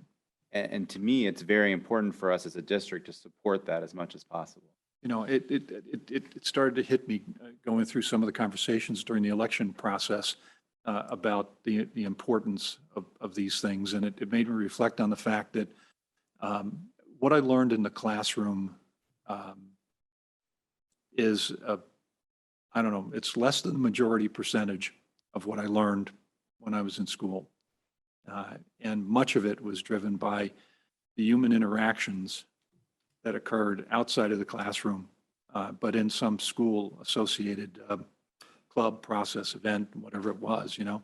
Yeah, I would echo, as somebody who coached many years, but the emotion and the passion and the drive that you get in the extracurriculars, because it is their passion, is where you develop these strong relationships with kids, because you're seeing them at the most vulnerable. In my math classes, they weren't necessarily as passionate as they were when they're in the extracurriculars. And so it's a very important piece. When you talk about the whole child, it's a very important piece. You get kids sitting in class that can't wait to get to practice, can't wait to get to robotics, can't wait to get to band. And it's very important. I talked to my leadership team this morning. In May, I've asked our athletic directors and some of our performing arts instructors, I would like them to present on the number of participants we have. I want to see how many kids are participating. I know it's high, but I think it's important for our community to know just how excellent all of these extracurriculars are in Loveland and how much it means to our kids. It's very important for the whole child. You know, Mike, I tell everybody that I work closely with in mentoring and executive development stuff and whatnot, that the business world today is 100% about teams. Mhm. You know, there was a day when individual performance was what it was all about. but it hasn't been that for decades. Anything of significance that occurs in the business world, you will find yourself sitting at a table, or maybe virtually today, with a multidisciplinary group of people. And your ability to work around that team is absolutely all important. So where do those skills, where do people learn those skills? You know, some of it happens in the classroom today, I know, but all of this kind of stuff, I think is critical foundation for the world that our kids are going to be graduating into. Well, I think what then becomes critical for us too, as Mike was referring to the participation levels. So we increase pay to play costs for athletes. We know that that certainly had to have an effect on some kids and how many sports they played at the very least, if for some, maybe even if they play at all. Absolutely. And then also with some of the reductions we had to do in the music department, we talked about, the fact that we eliminated a couple positions. My understanding of those are at the lower grades. Knowing some of the folks there, that becomes part of the feeder into our upper grades. And when you have fewer kids that are playing instruments when they're younger, that's going to be fewer kids playing instruments when they're older. So the ability to keep this high level participation in these activities that we know are essential for our kids' development, I think becomes a critical question for us as a board in terms of future funding and what are we investing in these areas. I agree 100%. And I think the information that this group has diligently come up with in terms of participation, my thought was we've had a somewhat normal year for participation. So let's see how the numbers look. How do they compare to where we were in 18, 19, and are the pay to participate or other things getting in the way of the participation? I know our boosters, all of our boosters do a very, very good job of trying to take care of our kids that need that, and kudos to what they do. But it'll be interesting to see what the numbers are comparatively after that pay to play increase. First of all, the board would like to thank the Planning Commission for, and particularly this came particularly out of the Finance Committee of the Planning Commission. Thank them for another example of fine work that they've done in compiling information and getting key information to the board in the form of the report. Again, I apologize for not having read the entire background report, but we will do that. And so we want to thank you very much for that, first of all. And I would assume that this completes one of your tasks. So the board tasks at this point are, first of all, to make sure that this information does become an important part of the strategic planning process and also future financial planning for the district. And then to continue to have discussion about next steps and next tasks for the Planning Commission. I would suggest that we make sure that that is a discussion at our March work session so that we know where we're moving forward at that point. There are two more presentations. There are two more. Tonight. Brad Goldie has an income tax. Okay, I did not receive any. Did we didn't get. We have one more we had one more. We had one more, but income tax would have been the second one. It's this one here. I saw the second piece, but I did not see an income tax. I didn't either. Okay, that's why I was confused. Sorry. Okay, That's all well, right. thank you for this. So we'll move on. We to move the on. next. Donnell, are you going to do wrap up on this one then?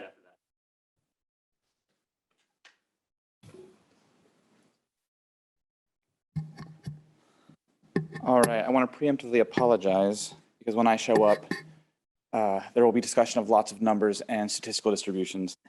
That always happens. Bring it on. So this is what we do. Did you have the slides we can put up? Awesome. Can I control it with this?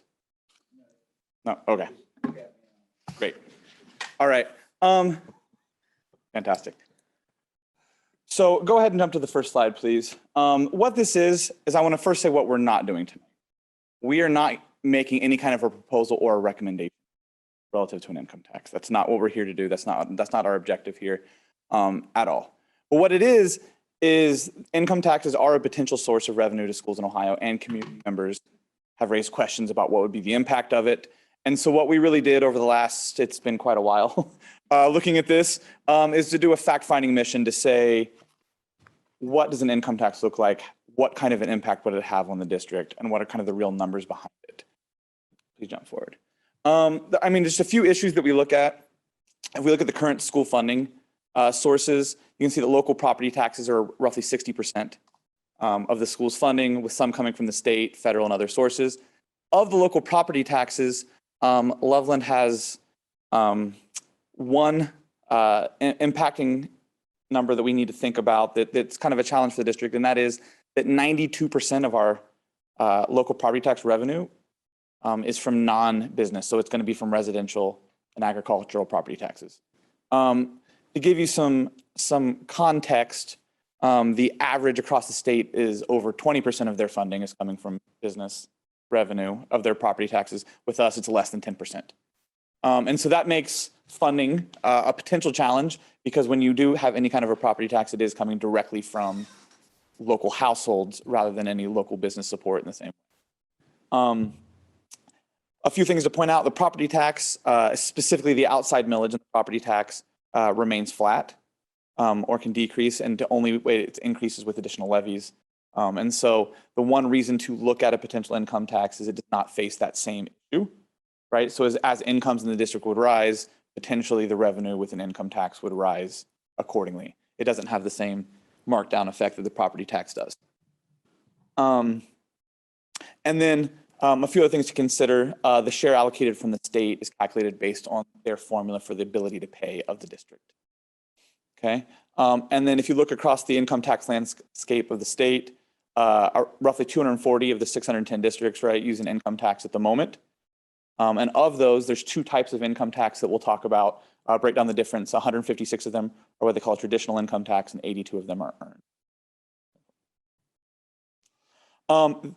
There's a lot of details here that I would encourage you to read on your own, okay? But what I want to do is to give you the big picture, and that's essentially what's the difference in the tax base between a traditional and a tax, right? Right. I'm sorry, the statement you made in the previous slide about the percentage of about a third of the districts, I think, have an income tax. That surprised me. I didn't know that. Is that in lieu of property taxes, or is it often junction? My understanding, I don't know that there's anywhere that only has property taxes. It's almost exclusively together. They have both. And so it'll be one will be a supplement of the other. Supplemental to the yes. other. Not only income tax. You said it the other way. Oh, but- excuse me. Correct. Thank you. Yeah. Yeah. So everywhere that has an income tax also has property taxes. So everybody will have a property tax. Correct. A third of them will also have income tax. Correct. You have to collect 20 mils to get state funding. Correct. Okay, thank you. And so when we talk about the two types of income taxes that are laid out in the state's potential income tax documents, when you think about a traditional versus an earned income, right? Traditional income tax is going to cover the majority of any income source that you have. Some of the main exclusions that are not taxed are things like Social Security benefits, disability and survivor welfare benefits, things like that. Whereas with an income tax, or an earned income tax, right, that would exclude other types of income as well, like capital gains, right? We're thinking of non-labor and wage-related income is excluded from an earned income tax. Okay. Pension's huge. Correct, right, and that's a huge point. One thing I just wanted to point out is we did look at CUP report data to try to look at the districts that do and do not have income taxes, to try to say something about what does Loveland look like in relation to these districts. And to be quite honest, I was surprised. The majority of the items, there wasn't a clear average saying that, oh, districts that have a tax look like this, districts that don't look like this. There's just a lot of variance, right? The one thing that did stand out in that was the business tax, the business property tax number that I mentioned before. So districts without an income tax, right, are getting almost 30% of their property tax from business. Districts with an income tax, it averages about 20, right? So having less business revenue does lead districts to be more likely to have an income tax. The one caveat I'll put on that additionally, though, is a lot of that is also driven by high agricultural districts. So if you have a large agricultural base in your district, agriculture has lower tax rates.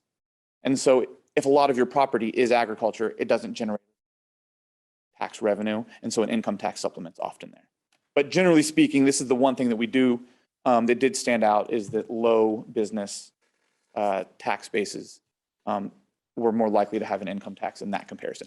Other than that, there wasn't anything else that I saw that stood out as a strong, oh, we look like this or that, and that's a driver of what you see in other states, or in other districts, excuse me. So I want to point out, so I'm going to get to my nerd speak, if you will, for a minute, talking about the statistical distribution. The data, I've got the source of the data there. What we did is we pulled zip code level data from the IRS, which allows you to give you an income distribution. And it also allows you to identify what are the types of income across the income distribution. So how much of it comes from Social Security, wages and tips, capital gains. And so you get, and it's all at the web address that's provided there. So if anyone wants to go look at the data, feel free to go play with it yourself. It does also identify how many like senior tax filers they are. They define senior as being older than 60. 2018 was the most recent data that was available from the IRS. And these data are only available for federal income tax filers. So anyone that doesn't file federal income taxes doesn't show up in the IRS's data.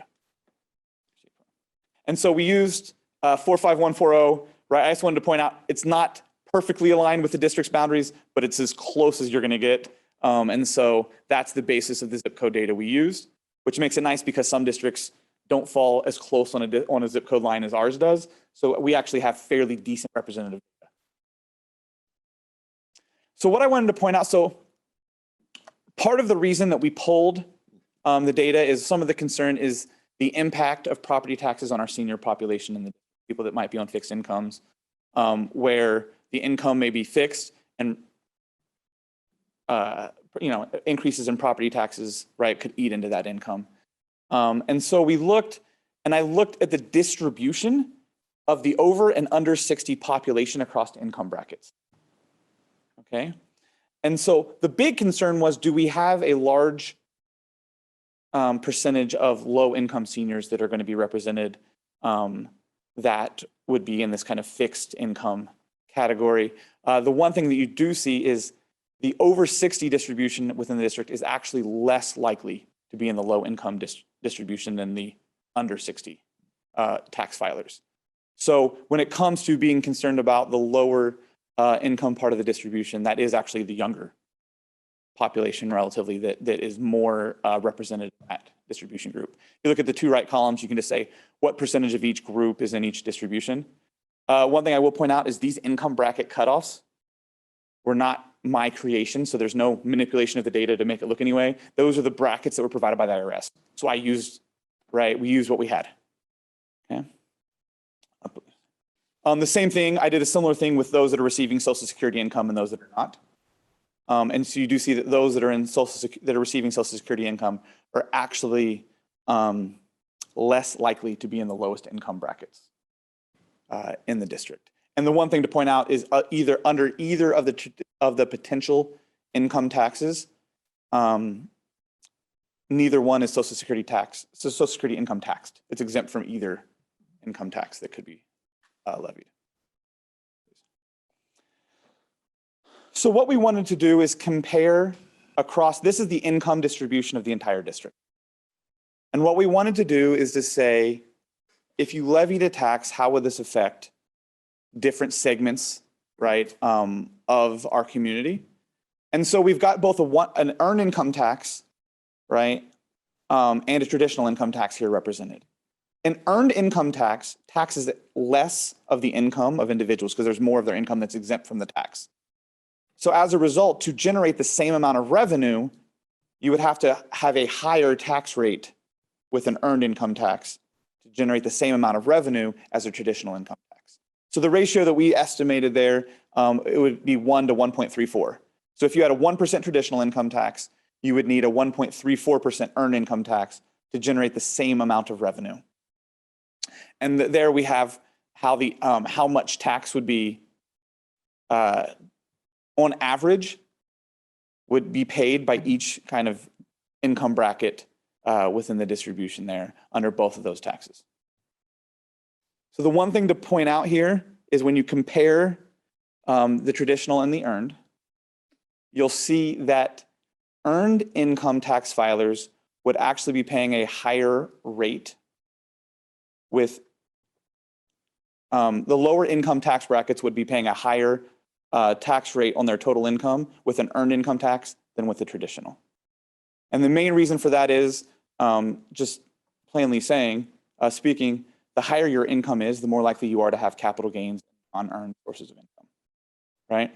So there is a trade-off here because seniors receive pensions, which is non-earned income, right, as defined by the state. So an earned income tax provides a lower tax rate for seniors that may be on a fixed income, but an earned income tax also creates a higher rate for lower income families in the district.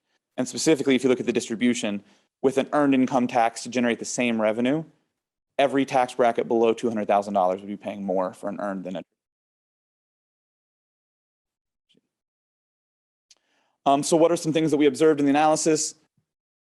Again, just to point out that these income tax bracket cutoffs are from the IRS data. They're not our creation. These are all average numbers, right?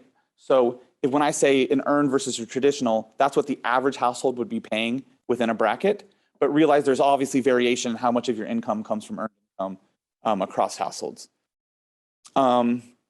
And then, like I said, in the revenue neutral comparison between a traditional tax and an earned income tax, all brackets below $200,000 a year would be paying more taxes on average per household with an earned income. There are potential benefits and concerns with any one of these types of taxes, right? For example, the traditional earned income tax, it would bring in more revenue at a lower rate. And then on the flip side, it would charge more taxes to seniors that may be on a fixed income. Whereas an earned income tax would be more likely to protect passive retirement income, but the negative or the concern on that side is that it would charge a higher rate to lower income households in the district. Does it have to by law? In other words, can you have a progressive earned income tax? My understanding is that no, that there is a tax rate and it can be, you can levy it in quarter percents. So it could be a 1/4%, 50.5, 0.75, and so on and so forth. And it's a fixed tax rate. Across all income levels. That's my understanding from reading the documents. I don't know if anyone, but yeah, that's my understanding. So there's not any way to implement that. And the one positive is if you are concerned about seniors on a fixed income, at a minimum, both types do, again, exempt any Social Security income, right? So any income that's received by seniors from Social Security would not be taxed under either one, according to state documents. A few thoughts and takeaways on this. What we wanted to accomplish is to give you information about this, given that there has been members of the community that have brought this up as a point to look at. We wanted you to understand the impact of it. It's also important to note that it would be important to coordinate with the city of Loveland in any discussion or considerations about these types of property taxes. There are communities with territorial natures on who charges what. And so it's good to make sure that we have good cohesion in the community, right? That we're not trying to step on toes. And either one of these taxes that could potentially be levied are going to have potential demographic or voter challenges, right? So it's not like this is a straightforward, this is something that should be implemented, but it's something that you should know kind of what the options are as decisions are made going forward, and know what the concerns about either one, if it was considered in the future. Can I ask, I think, and this might be a Mr. Giuffre question, is it still the case that income tax collections lag behind property tax collections? So whenever you think about instituting an income tax, it's a a year and a half behind, is that correct?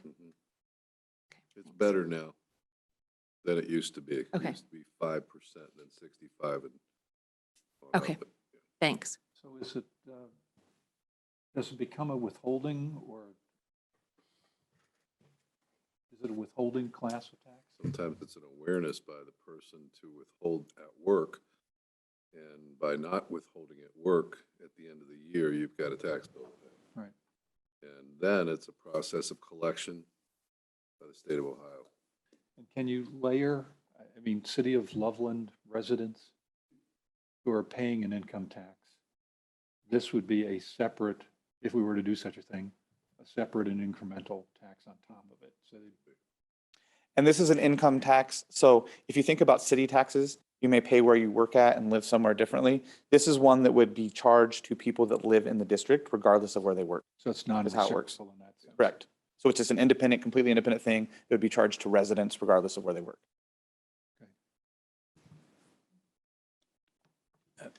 Brad, you did a great job explaining that. And then just so I can reiterate the highlights that I picked up. And there's a lot of highlights. I'll just pick a couple. An earned income tax on average may be more acceptable to retirees because they feel that more of their income is protected. Correct. However, we've also seen that an earned income tax is actually regressive on the lower wage earners.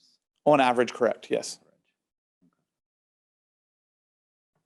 Did you look at the potential revenue benefit of this versus, millage and? Yes.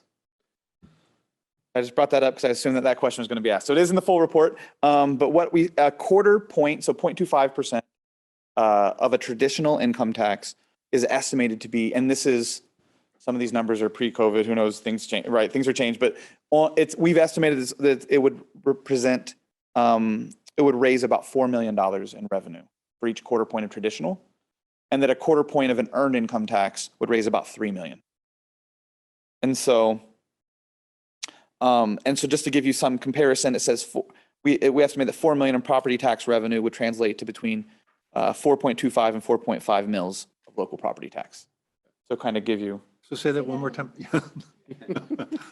Just say that, those two numbers one more time. So essentially, we're saying that $4 million of revenue is what's coming from between 4.2 and 4.5 mils, right?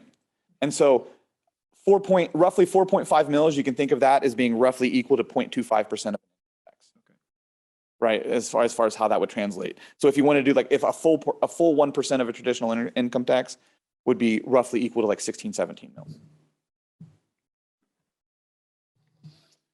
Which is why they're often complementary in the way. And the law is assessable in increments of 25 basis points? Correct. And and please, if I speak off basis, I'm speaking off the top of my head on this, so please correct me if anyone hears anything that I say that's off. But if I remember correctly, you have the choice of one or the other, an earned or traditional, right? And so it's not both. And the income taxes can be for a fixed time length or indefinite unless they're removed with, kind of depends on what the setup is. Is that correct, Leslie?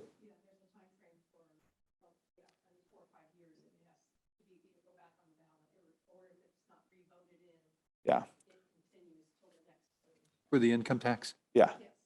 And so if it gets put into place, it can be a potentially, if you decided this isn't something we liked, it might be difficult to change, you know what I mean? So there are change costs, right? And trying to figure out how any of that would work as well. So anecdotally, I was told numerous times that the history of passing income taxes is poor the first time out. Do we have any data? Because public doesn't understand it, doesn't trust it and all that. So I do not have great data on pass rates, on kind of what the process was for the 1/3 of districts that have income taxes, what their process of get them implemented.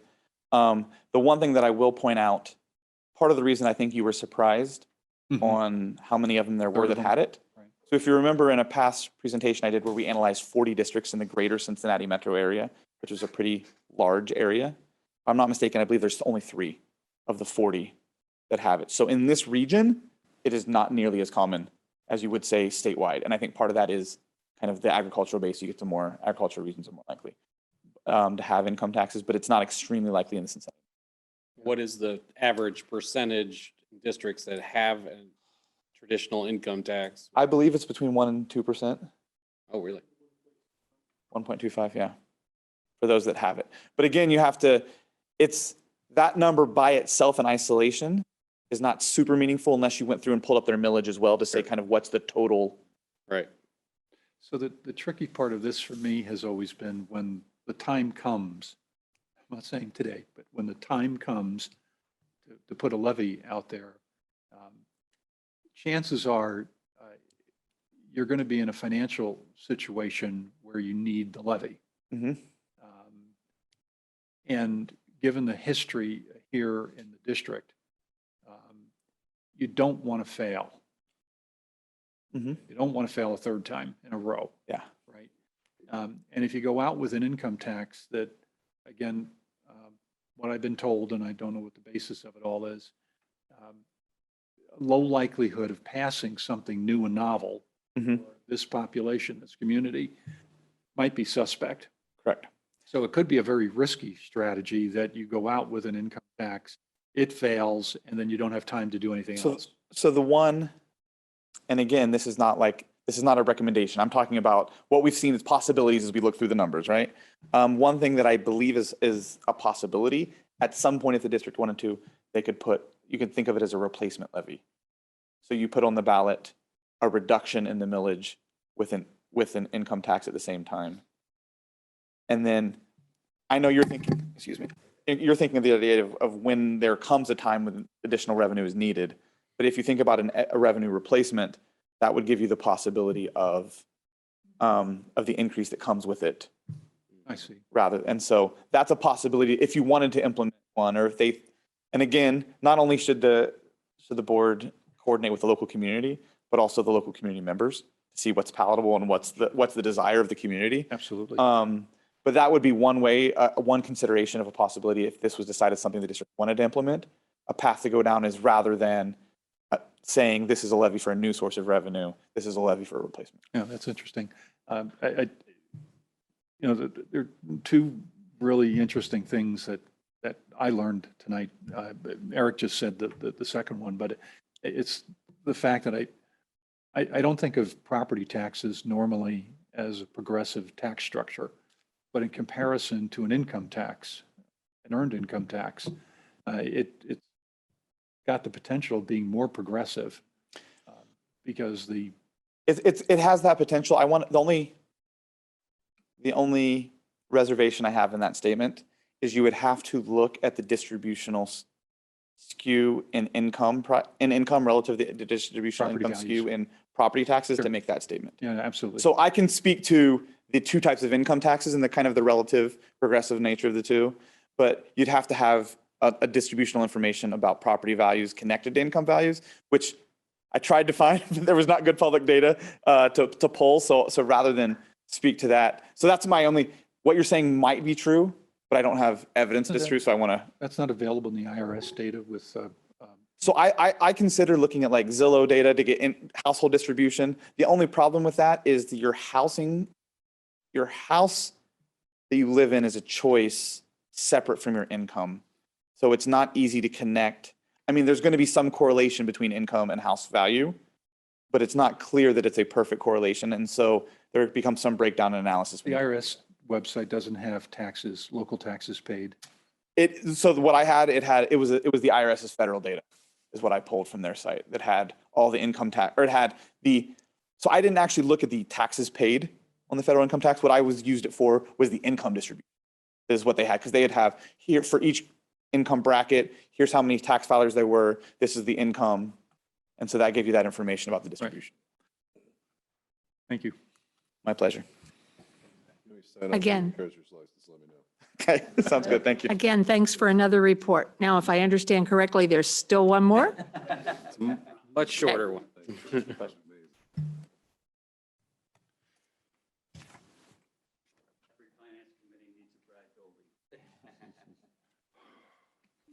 I think I just have 2 or 3 slides. And I appreciate the time, and I realize it's getting late.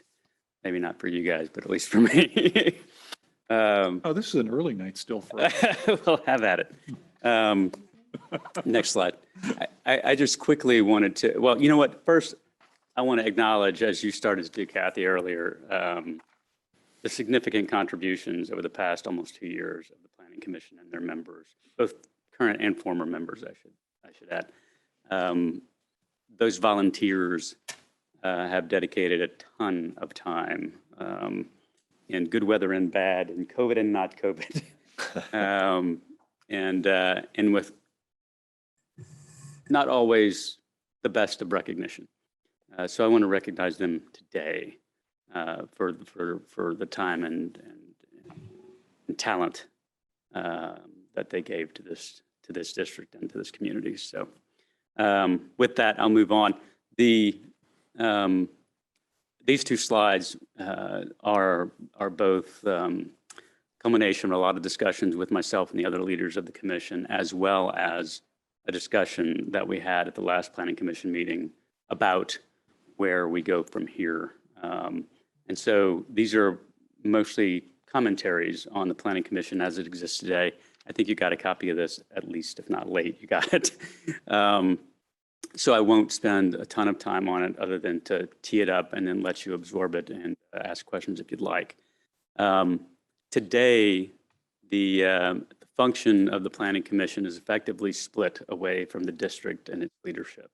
That's the left-hand side of this chart is supposed to represent that. So you have the district, you have the board up top, and you've got, you guys are setting and developing strategy. The district leaders are helping you develop that strategy, but also implementing the strategy. Separate and distinct today, the Planning Commission exists in what you might call an analytical capacity, off and separated from the district and its leadership. We sort of report to the same mothership, if you will.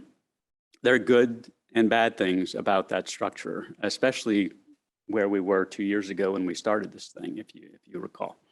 So, you know, the pros are the Planning Commission remains pretty well aligned thanks to its liaisons with the board.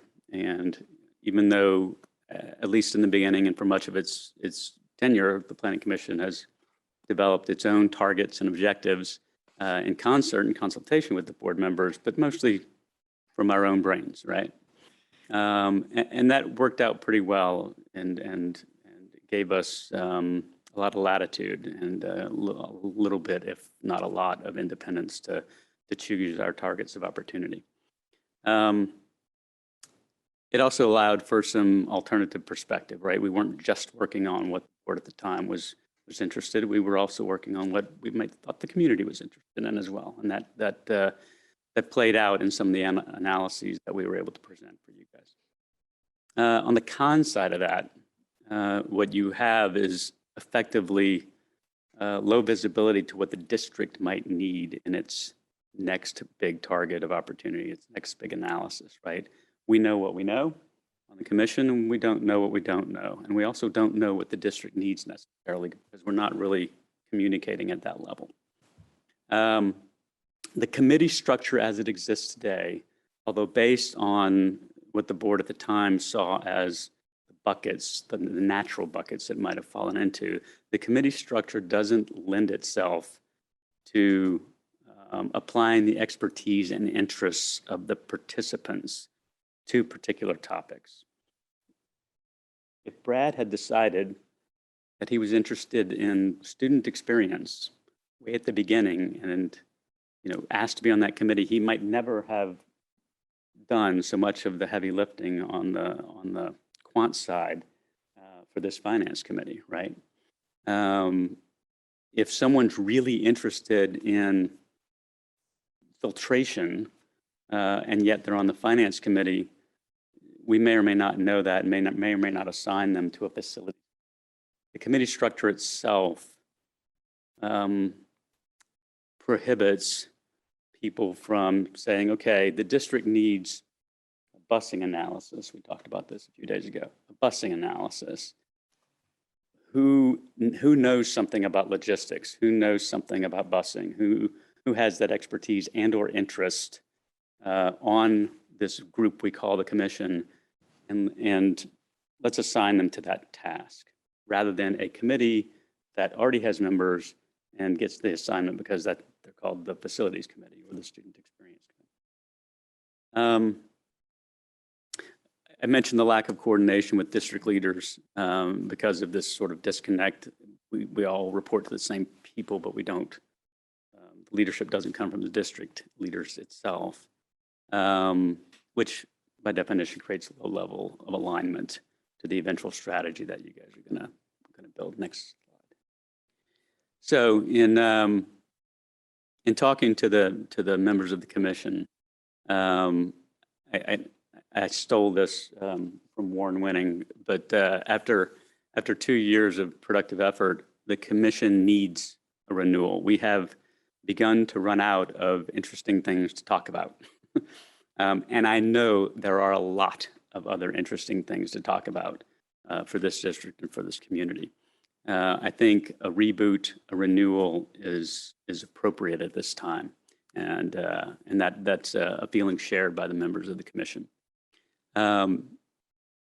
It's important to reorient, I think, because of the things we talked about on the previous slide, reorient the commission to be more tightly aligned with the district's leadership. I think there are opportunities in keeping us separate and distinct, separation of church and state, so to speak, but really there are a lot more opportunities to identify the things that need doing by this very talented group of people, both those members now and those in the future, if they are better targeted by the folks executing that strategy every day. That includes the ability to set those periodic objectives. The best planning commissions that I've seen examples of around our neighborhood, so to speak, are those that have several annual objectives set in concert with the district and managed almost by the district so that there's no duplication of effort.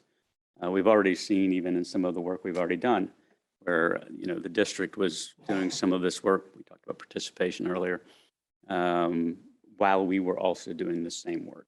There's really no sense in having that wasted effort, wasted energy.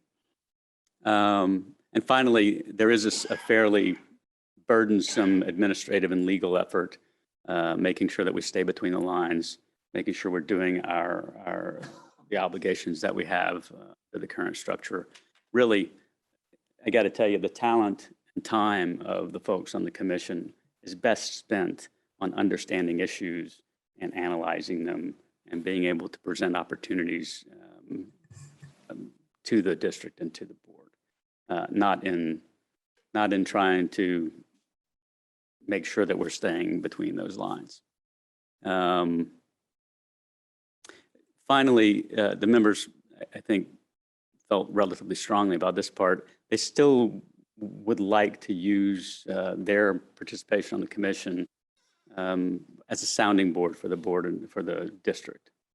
These are members of the community that have an interest in what's going on, whether they have kids, have had kids, may have grandkids in the future, whatever it is that their connection is or lack of connection, they feel a part of this community and they want to be able to be a sounding board for issues and opportunities for the district.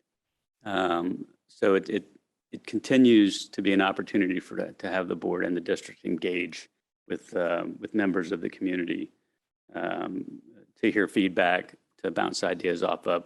In order to do that, though, you have to maintain a diverse membership. I think it's important that the board and or the district continue its efforts in recruiting and attracting a diverse population to the commission's membership. So with that, I leave it to you and open to questions.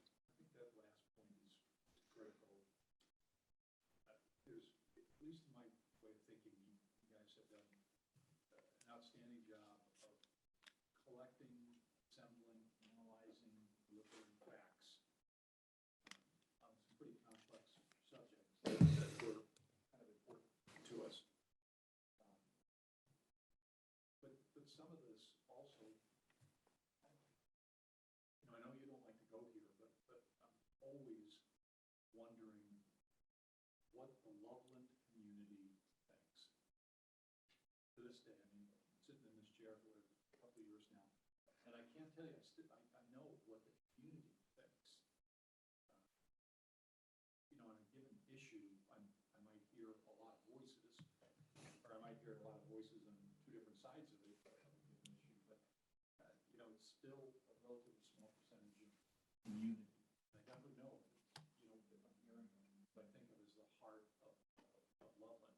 Mhm. And in my own head, I always wanted the planning commission to be a microcosm of the community at large. I don't know if it ever was, or if that's really what the reason for. I'm not going to go through it again. But No, you're not. Well, to your point, I think the members of the planning commission would love to give opinion. They're certainly an opinionated bunch. So there is opportunity there, right? Differentiated in time and space from when we present analyses, when we're very cautious, not, especially the kinds of topics that we cover. Sure. When we're very cautious to try to be straight down the middle as we can. The same group, though, can and should be and could be at least one of those avenues where you get information and opinion in the appropriate setting. I think that's a pretty good point that maybe wasn't part of your slide. I mean, one of the original hopes, driving impetus of the board to form this board planning commission was to have that community communication. And I think that the planning commission did try very hard to become a vehicle of getting not only diverse representation of the community in forming in being a part of the commission, but going out to the community and getting information, getting opinion. And it perhaps has not, I don't know whether it had to do with the pandemic, I don't know whether it had to do with the tasks that were assigned, but it was not as perhaps as successful as the commission has been in many of its other efforts that it's done. And so I think there are a variety of things for the board to consider, not the least of which is the amount of very good work that's been done. So certainly you don't want to change something that has produced some really good work. On the other hand, we need to look at the information that the Planning Commission themselves have provided to us and the steps going forward to renew, recharge, change, however it needs to be done. And so I'll go back to what I suggested before, which was a serious discussion on the part of the board at the March 1st work session as to next steps. Part of the challenge for the Planning Commission has been that to get information from the board required that it come from a board meeting. There's not just a board member that you can contact, not just our representatives on the Planning Commission and say, we have this idea, shall we do that? Or what does the board want us to do? It all has to come from 5 board members meeting and saying something together. So that's been another challenge, which I'm grateful you did not tell us what was wrong with the board side of the Board Planning Commission, just the pros and cons of the Planning Commission side. But, you know, we all know there have been pros and cons on both sides. So, you know, we need to figure those things out. And we really still appreciate all the work that you have done, even all the work you did this evening in the 3 reports that you did. If I could jump in, when I took this position and I heard we had a planning commission, I said, what's that? And what do they do? And it took a while for me to understand the process. And the way you understand it is by getting to know everybody, and everybody on that commission has reached out to me in some vein, whether it be meeting for coffee or meeting in my office and having discussions. This is a very talented group. And I think I've said it to most of you on the Planning Commission. I've been in education for 35 years. My lens is education. And sometimes that's great, and sometimes that gets in the way of creativity. Listening to Brad talk, he comes from a different vein of thought than I do, because I just think school, that's what I know. So I have no doubt that we will utilize the talents of individuals, and we will work hard to do that. I think the onus, as a superintendent, the onus on me is to make sure that we communicate to everybody what we are doing. And that's part of the strategic vision. And I know we talk about it a lot, but part of that is we need to make sure, and we've got a pretty good cadence of communication going with our parents, and hopefully community members are hopping on our newsletters as well. But the onus is on me to make sure that we are very clear on what's going on and why we're doing it and who we're doing it with as we move forward. But I can't say enough nice things about this group, the talents that you have and the amount of effort that you put in is pretty extraordinary and the motive of all of you is about kids, and it's good. There were no motives about anything else. It was about how can we help the district? And if we're all working together that way, I think we've got good things coming. So, but thank you all. Mike, I think one of the things that you've harped on since the very beginning here is making sure that you have a broad touch into the community, that you're listening to all the opinions, the diversity of thought that's out there. So I just, you've had that right, I think, from the beginning, and whatever we do down the road, it's just critical that we maintain a broad listening. Agreed. I'll leave you to it. Thank you. Thank you. Thank you, everybody. Well, we haven't quite made it to the discussion topics yet.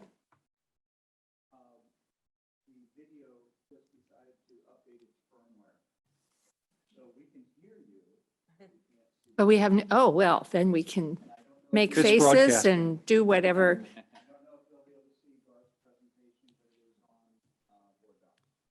Okay, so I was going to say we have one more presentation, which is the HR staffing presentation, similar to Mr. Cole's report last meeting. We now have a report from HR. Our apologies then to our audience who can't see us, but you're saying that They if can they are see- listening live, they can hear us? They can see us, but there hasn't been any interruption, but you may not be able to get, I don't know how you're going to do that. I am on screen, so I can't make faces. Okay, but everybody else So can you're make faces stuck there. at me. Maybe a suggestion here. Nice. Is that Garth? Okay, Chairs? well, again, apologies to our audience. Also apologies then to anyone who would, I'm assuming anyone who would be listening to the recording of the meeting after, it would have that same disadvantage. It would only be recording the particular video feed right now, but it will be getting the audio feed. All right. Mr. Collier, are you introducing yourself, or is Mr. Broadwater introducing you? Doesn't matter to me. I'm Garth Collier, the Honorable Human Garth Collier Resources is Director. presenting. Are we thinking that it's going to be better for me to, Now we're up. so I'm good. Here we go. Okay. We're back. Right. We're back. Okay, we're back. Then never mind all those things I just, thank you. All right. Well, thanks for the opportunity for me to kind of give an overview of some things that are happening in the Human Resources Department. Again, I'm Garth Collier, the Director of Human Resources. This is my first year in this role. And I'm going to try to see if this clicker, we can advance slides, which we can, which is great. First thing I want to talk about are some goals that we have here at the Human Resources Department. We want to continue to be a premier school district in Southwest Ohio by retaining our high quality staff that we have, but also to continue to recruit high quality staff in all of our types of positions. The caveat to that is we have to maintain a fiscally responsible approach when all of our hiring decisions are, all of our practices are put into place. Something that I want to make sure to reinforce with the board is that a goal of ours is that there is not going to be any increase in FTEs without board approval. You're going to see that theme a couple of different times during this presentation. Just making sure that you guys know that this FTE creep, like if you're not paying attention and you're just trying to do the right thing all the time for kids, you can have an increase in FTEs. And it's really, really important, in my opinion, for us to make sure that while we're going to maintain being fiscally responsible, that our FTE count is going to remain what it is now. And maybe when we look at our strategic vision, if there are some things that as a district we decide that we are going to do or not do, maybe that'll have an impact. But you're going to hear that theme over and over, that no increase in FTE without board approval. Through attrition, we want to make sure that we are hiring quality staff, but we are looking at, if we have someone who is going to be exiting with us, maybe they could be at retirement age and maybe at the higher end of the pay scale. We are looking at trying to find folks who are really great at their craft, but might be at the front end of that pay scale, because that's going to help us with our maintaining our fiscally responsible approach. For example, for most certified positions, we would be looking at trying to attract folks who are really great out there, but we're looking at 0 through 2 years experience. Now, there can be positions that are out there that are very difficult and kind of an elusive group of people that you might have. There could be a course at a high school where there are only a certain number of people who are licensed or certified to teach that course.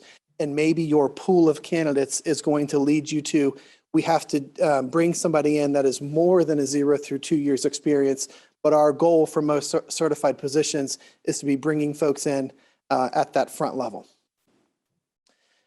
A little bit of a timeline of a history for FTEs for here in Loveland. Just something to keep in mind, that we have had 2 RIFs that have happened in the past couple of years. And those were implemented. And what you'll see on this slide here is that there was a dramatic decrease in the number of FTEs from May of 2020. We ended that school year at 551.7 FTEs. And then at the end of the next school year of May of 21, we were at 496. So you can see a dramatic decrease. Things to keep in mind are that there were 2 failed levies, there were 2 RIFs, and then we had COVID in there as well.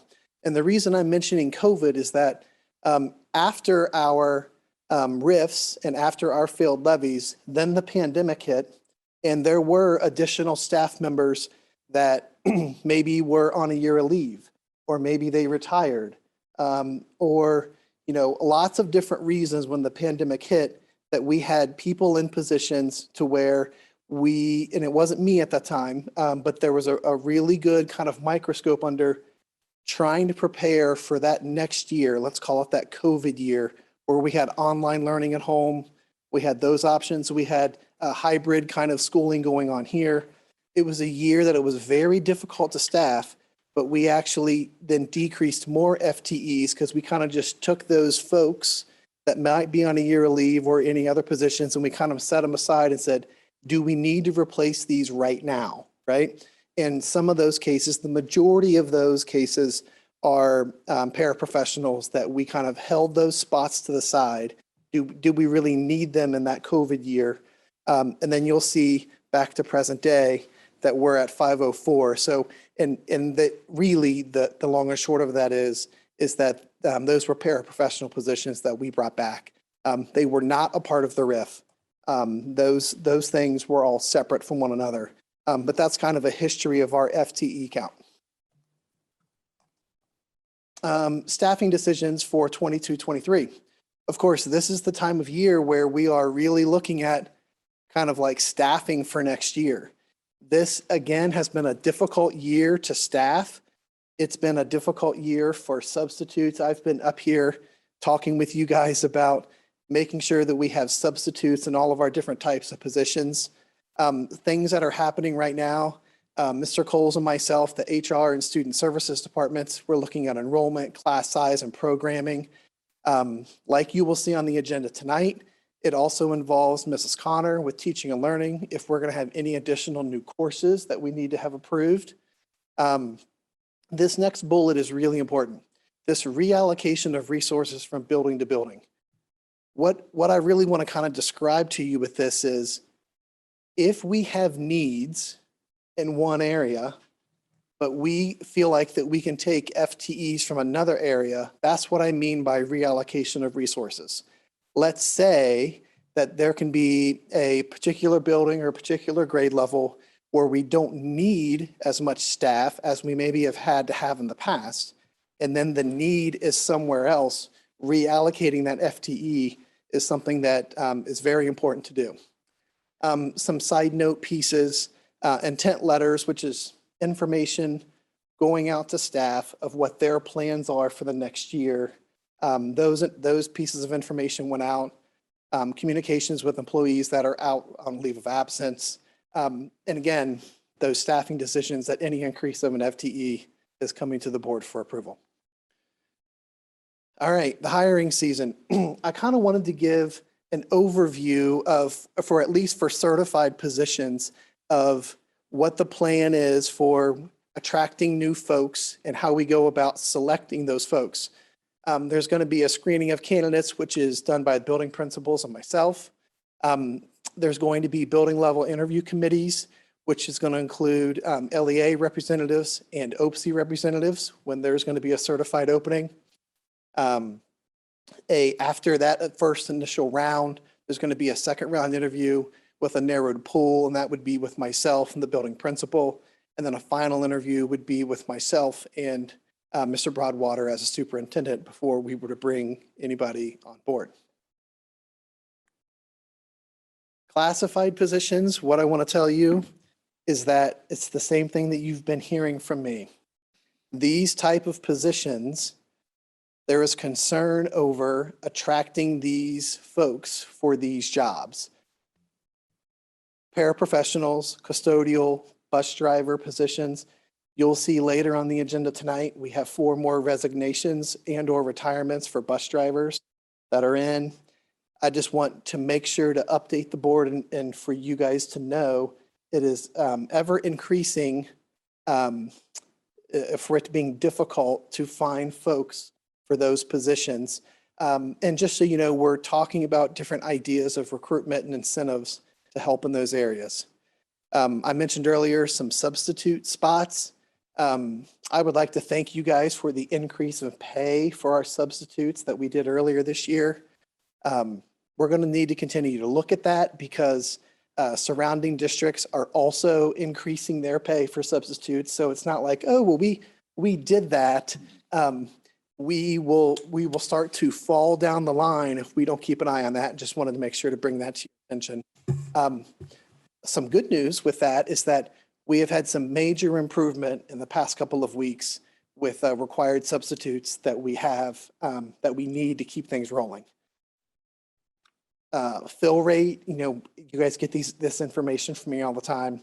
Our fill rate now is in the high 80s or in the mid 90s on a daily basis, where before when we were really struggling, we were in the 50s and 60s. So just want to, that's some good news.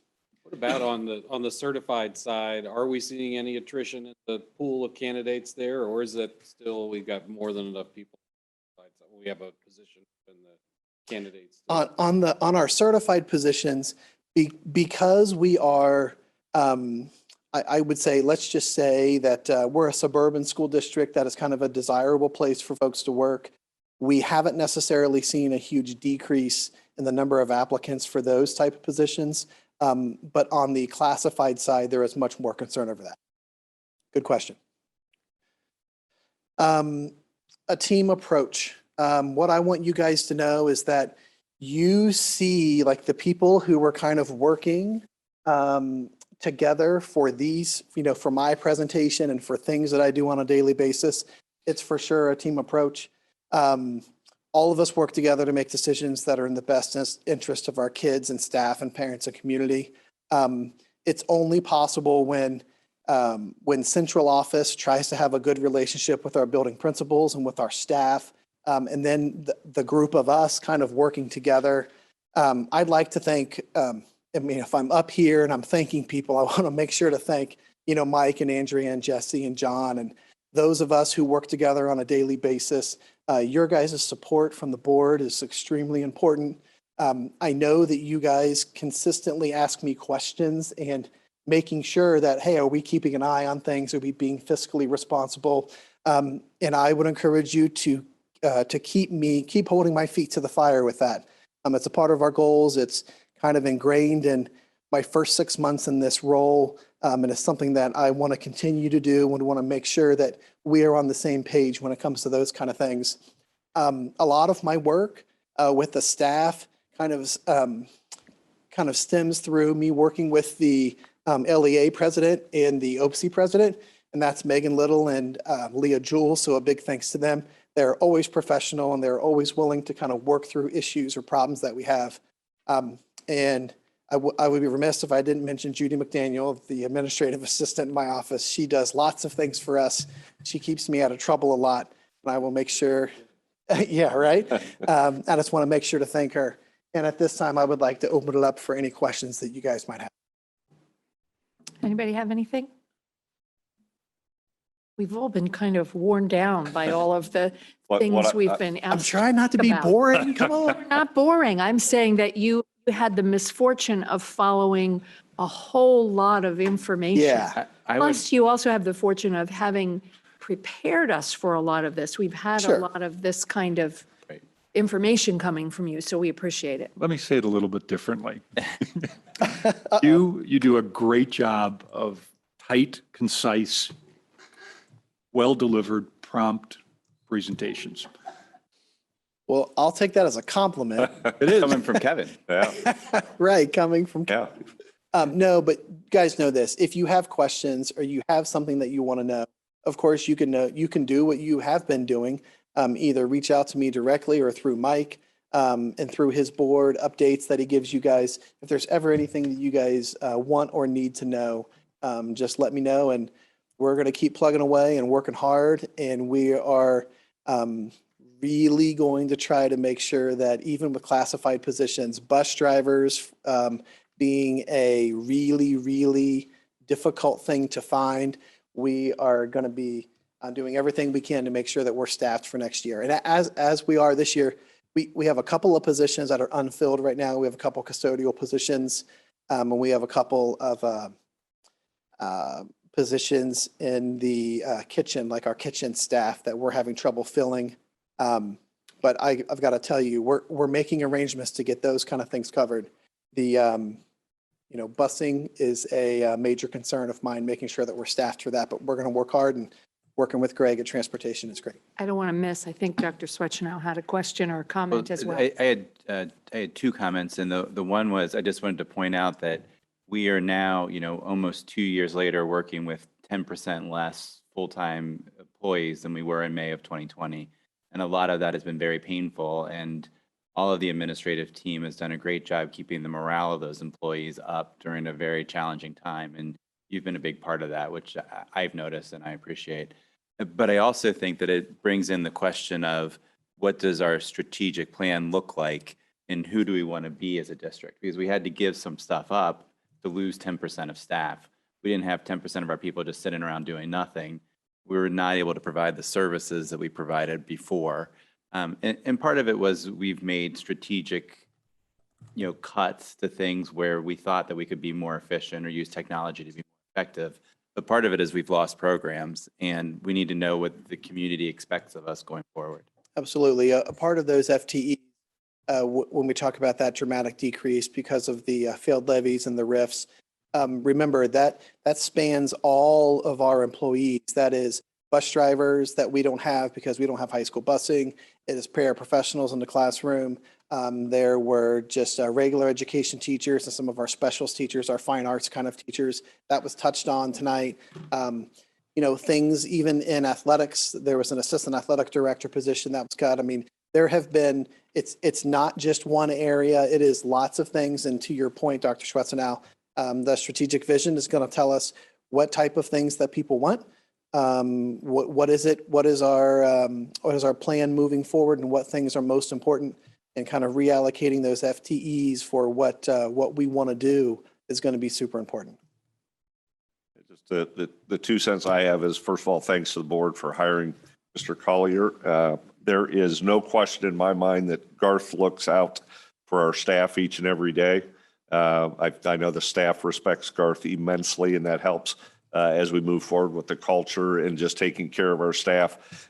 We talk quite a bit about, I don't know how technical of a term it is, but the FTE creep, and making sure that we don't have that. And anything, Dr. Swetchenow, that you're talking about in regards to through the strategic vision, any sustainable change takes some time, takes 1, 2, 3 years, but it also requires rationale to the community as to why or why not things aren't there. And so Garth is very, very succinct in his presentations, but he is extremely hardworking. The entire leadership team that is here is very, very talented and works very, very hard. And Garth is an integral part of what we do. So I think it's important for the board to see who's leading us with the staff. And I am very secure that we're taking care of our staff and taking a look at what we can do appropriately. So thank you, Garth. Thanks, Mike. All right, thank you, guys. Thank you. Okay, more reports.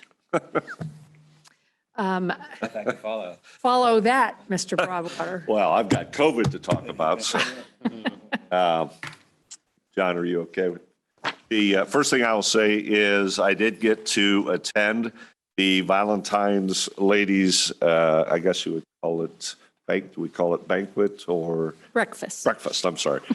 It was awesome. It was very interesting as somebody who came into Loveland.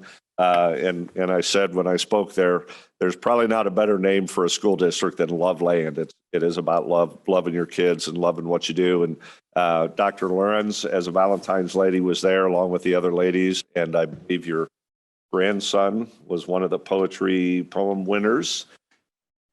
Yes, he was. The ladies chose him. They didn't know. The Valentine ladies choose the poetry contest winners each year. And we did have fewer entries this year than we have had for some years, but we had wonderful winners, first, second, third, fifth grade, and an adult winner. The young adult who won the contest is actually someone who's been in Loveland schools. And I think this is the 10th year she's submitted a poem and won. And so she's a product of Loveland. Yeah. But we'll be looking for more entries next year for our poetry contest. It was very awesome, very unique to this community, and I enjoyed it very much. So I'll keep my presentation update short. I did want to give a COVID update. It is going very, very well in regards to the numbers. All the predictions kind of held true. The table that I have up there is from last week. When I put this together on Monday, I did not have the data from that, but I have it now. But the previous week, we had 23 positives and 3 positives with the staff, 23 students. This past week, we had 15 positive students and 6 positive staff. And so we're moving in the right direction. The policy seems to be working for us. I know that when you walk through the halls, you still have quite a few students that are wearing masks and some that aren't. But we've reached the point where I think we're moving in a pretty good direction. But making sure that everybody understands we are still monitoring attendance every day. We're making sure that we're looking at the numbers. I can tell you the attendance rate at the elementaries on Friday, right before Valentine's Day, was at 99%. So all the kids were there ready for their Valentine's Day parties. So with that, I think we're in pretty good shape. If you look at the graphs, it's the same graphs that we used in prior presentations. For Hamilton, for example, which is the lower left, you'll notice that it is down to 289, which is almost down to where we were at the beginning of the school. So everything's going really, really well in terms of the rate. But again, every week we will be making sure that we checking in with how we're doing. So with that, moving on to the next slide. I just wanted to hit the showcase real quick. The Loveland School Showcase Night was February 9th.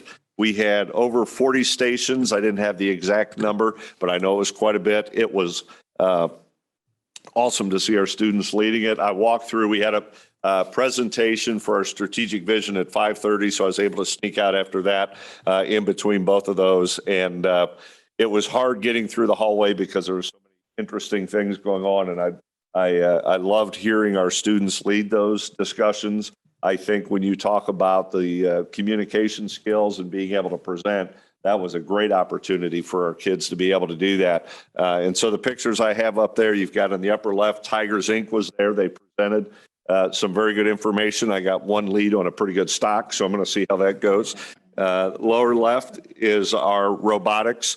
They took up the cafeteria, and I am always amazed at how much effort they put into setting up and tearing down, and they're just so proud of their program, and they should be. They do a very good job. We had our younger students in terms of performing arts, and our Hope Squads were there. The lower right just shows you how crowded the hallways were and just how well attended it was. So it was a lot of great energy, a lot of positive energy. And I want to thank Andrea Connor, Susan Craig, and when I mention names, that means I'm going to forget people, but for all the people that participated, I want to say thank you. It was an awesome night, and it lets you know why you do this job, because there were a lot of great things happening with kids, and it was truly enjoyable. So with that, the next slide, we did discuss at 5:30 and 6:30 that evening on February 9th, the Portrait of a Tiger. And we have the 6 aspirations there where it's resilient learners, curious explorers, and so on. So we wanted to make sure we brought that up, reaffirm that. There are, for anybody that's listening or watching, there is a survey out there that you can take that will reaffirm, or you can give us suggestions on what we need to tweak on Portrait of a Tiger. There's also out there the ability to sign up for our design team. If you would like to be a part of that, we can only have about 100 to 125 members. So at some point we will have to be selective, but like Mr. Doherty had mentioned earlier, we want to make sure that we have as much of our community represented as possible, and we're working through that. That's kind of our main focus right now, is making sure we have a very good representation of our community. So with that, I just want to hit real quick what the schedule of our planning is. February 9th, we've already had, which was the community meeting number 1.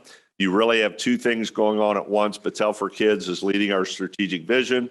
Part of that strategic vision, we want to hear from the community. So we are leading as a district, myself, Andrea, and the rest of the team. We are leading these community meetings to get input. So community meeting number 1, we had February 9th. Community meeting number 2 is February 23rd.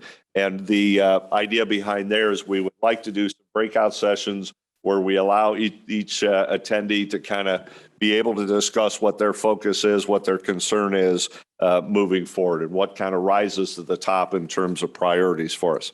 On Thursday, March 10th, we will make sure that we have all the invitations out for those individuals that will be invited for the design team prior to, hopefully by March 1st, we'll have those out. And our design team meeting number 1 is March 10th, where we will work through a SWOT analysis to gauge the community's perception on how we're doing. And I apologize if I'm going fast, but it's 10:10, so I want to get through it. The strategic planning in May, or I'm sorry, March, make sure I don't skip. In March, we have March 10th, which we mentioned. April 14th is design meeting number 2, where we will look at a little self-assessment and a student survey data. And with the student survey, we are going to get information out this week. Andrea has been working on a communication, and Andrew, we are going to make sure we communicate with our parents to let them know what the student survey is about. We are also going to remind parents that this is completely optional. Students do not have to do that, but we're going to center on different ideas, mainly hope and aspiration. Where do our kids see education going? Where do they want it to be?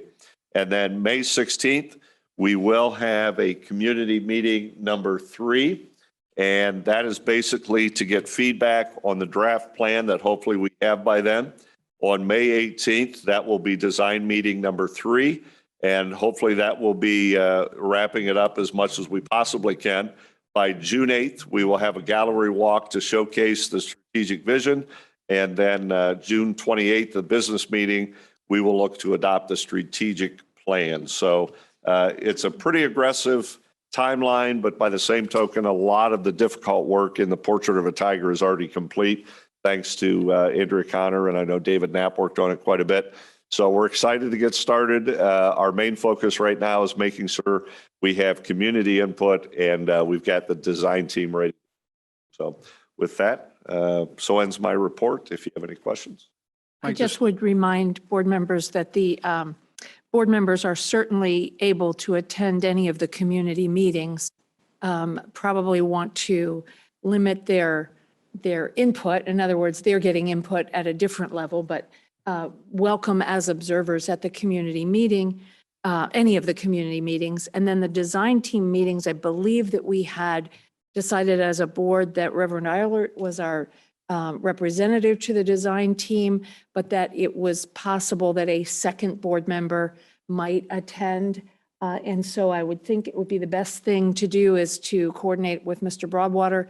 If you're interested in attending a design team meeting, in addition to Reverend Eilert, should let Mr. Broadwater know about those. I would like to say thank you to Reverend Eilert and Mrs. Washburn for attending the 5:30 session. It's always good to see board members there, and it's good for the community as well. So thank you. Thank you. Mike, just for purposes of the community, I went looking today, just so everybody understands, the school, the district website about us, strategic vision is down at the bottom there, and the schedule and the survey and the interest form are all there for members of the community if you're looking for it. Thank you. Anything else for Mr. Broadwater?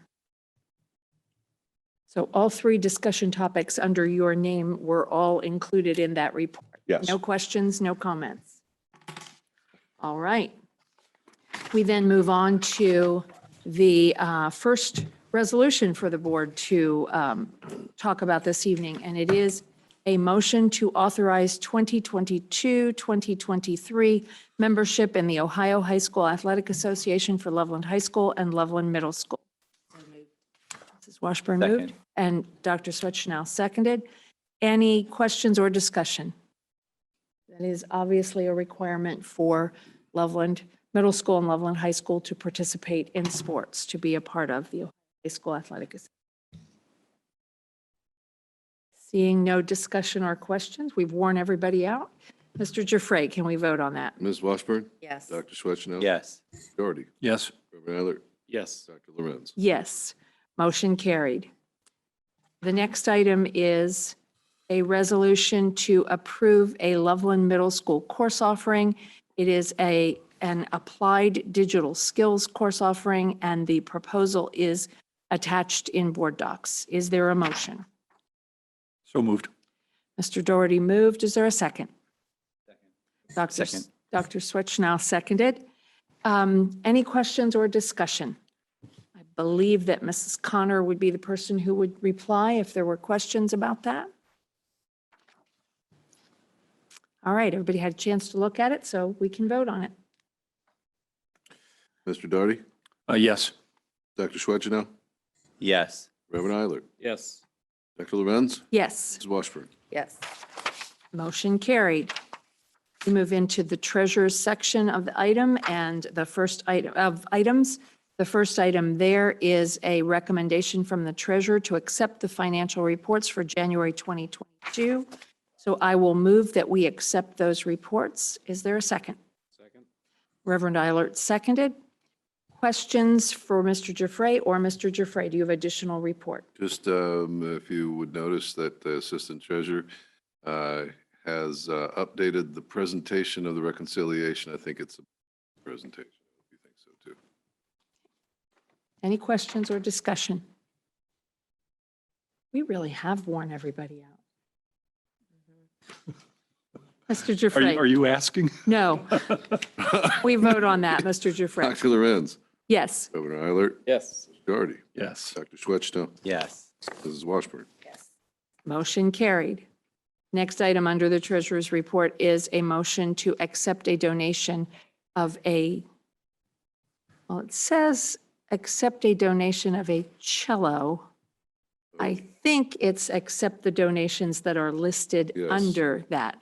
So let me make the motion. Thank you. It is a motion to accept the donations listed under the report. An anonymous donation to the Loveland lacrosse team, an anonymous donation to the Loveland City Schools Tiger Inc. program, and an anonymous donation through the American Endowment Foundation for Professional Development of Loveland City Schools and Health Aides. There is no cello this evening. There's not.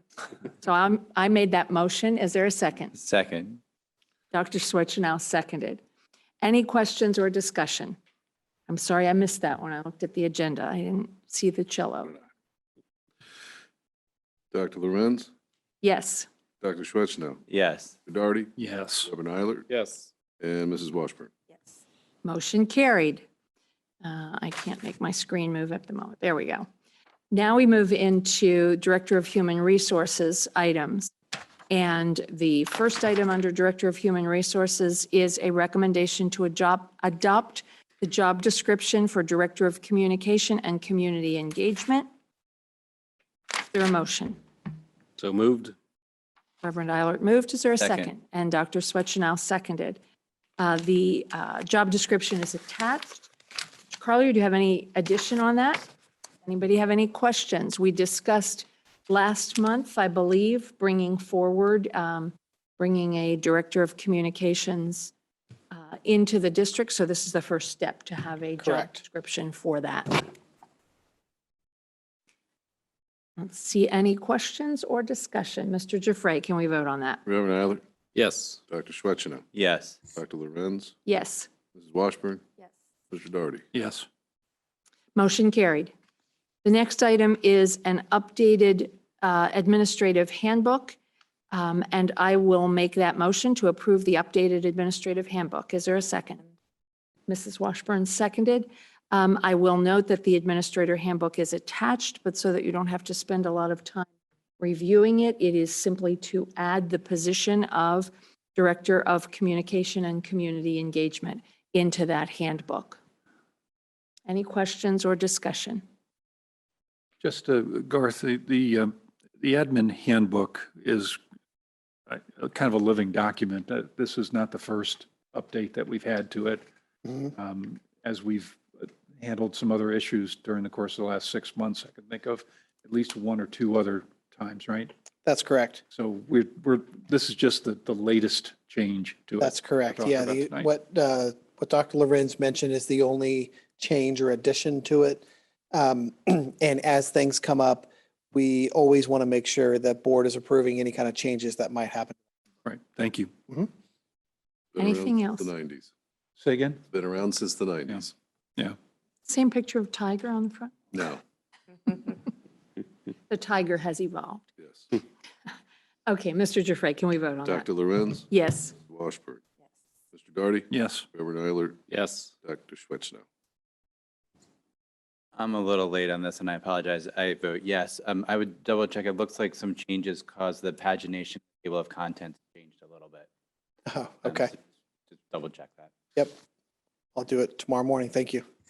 Thank you. Okay, motion carried then.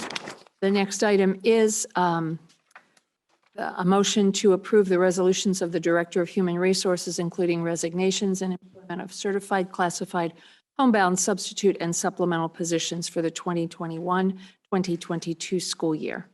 Is there a motion? So moved. Mrs. Washburn moved. Is there a second? Second. Reverend Eilert seconded. Questions or discussion? Mr. Carly, do you have anything to report on that? No, I mentioned earlier in my presentation that there were 4 different either retirement / resignations for bus drivers. Of the 6, that is the 4. And just to make sure to bring that to your attention. And Mr. OC is continually looking for, you'll also see that 2 of those down at the bottom, those folks are willing to be substitute drivers for us. So, I don't want anybody to panic, but I just want to make sure that you guys are in tune with that. And Greg has been doing a really nice job kind of moving pieces around to make sure that we are adequately staffed for busing for this current year. So kudos to him.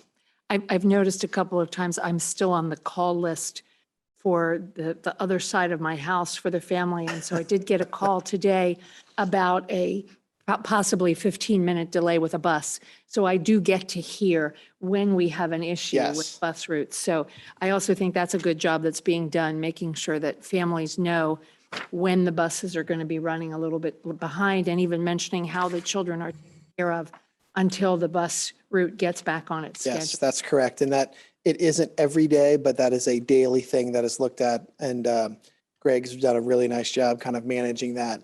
with some double routes that we have to do if we are short anybody. Thank you. Any questions? Seeing none, Mr. Giuffre, can we vote? Mrs. Washburn? Yes. Reverend Eiler? Yes. Mr. Darty? Yes. Dr. Lorenz? Yes, And Mr. Schweitzer, Dr. Schweitzer. Yes. motion carried. The final item under Human Resources is a motion to recognize, it's not really Human Resources, but that's where it falls. It's a motion to recognize boys and girls indoor track and field for the purpose of competing in state events through the Ohio Association of Track and Field and Cross Country. Yes, for entry into that tournament or competition, this has to be done. So every year when we have an indoor track team that wants to participate in that, Mr. Knatzer asks us to do that. Excuse me. Is there a motion? So moved. Oh, second. Dr. Swetchnow moved, no, Mrs. Washburn moved and Dr. Swetchnow seconded. Sorry, I'm getting a little Making your tired. job hard. Questions or comments? Seeing none, can we vote on that one? Mrs. Washburn? Yes. Dr. Schweitzer. Yes. Mr. Darty? Yes. Reverend Eiler? Yes. Dr. Lorenz? Yes, motion carried. There's one more item on the agenda, folks. I believe it was Mr. Giuffre who predicted that we might have to go till about 10:30 tonight. Did anybody else have an over/under on that? So moved. All right, so Dr. Swetchnow moved and Mrs. Washburn seconded a motion to adjourn. I don't think that's debatable according to Robert's rules. Can we vote on that, Mr. All in favor, say aye. Aye. Aye. Done. Motion carried. I have the meeting adjourned at 10:23.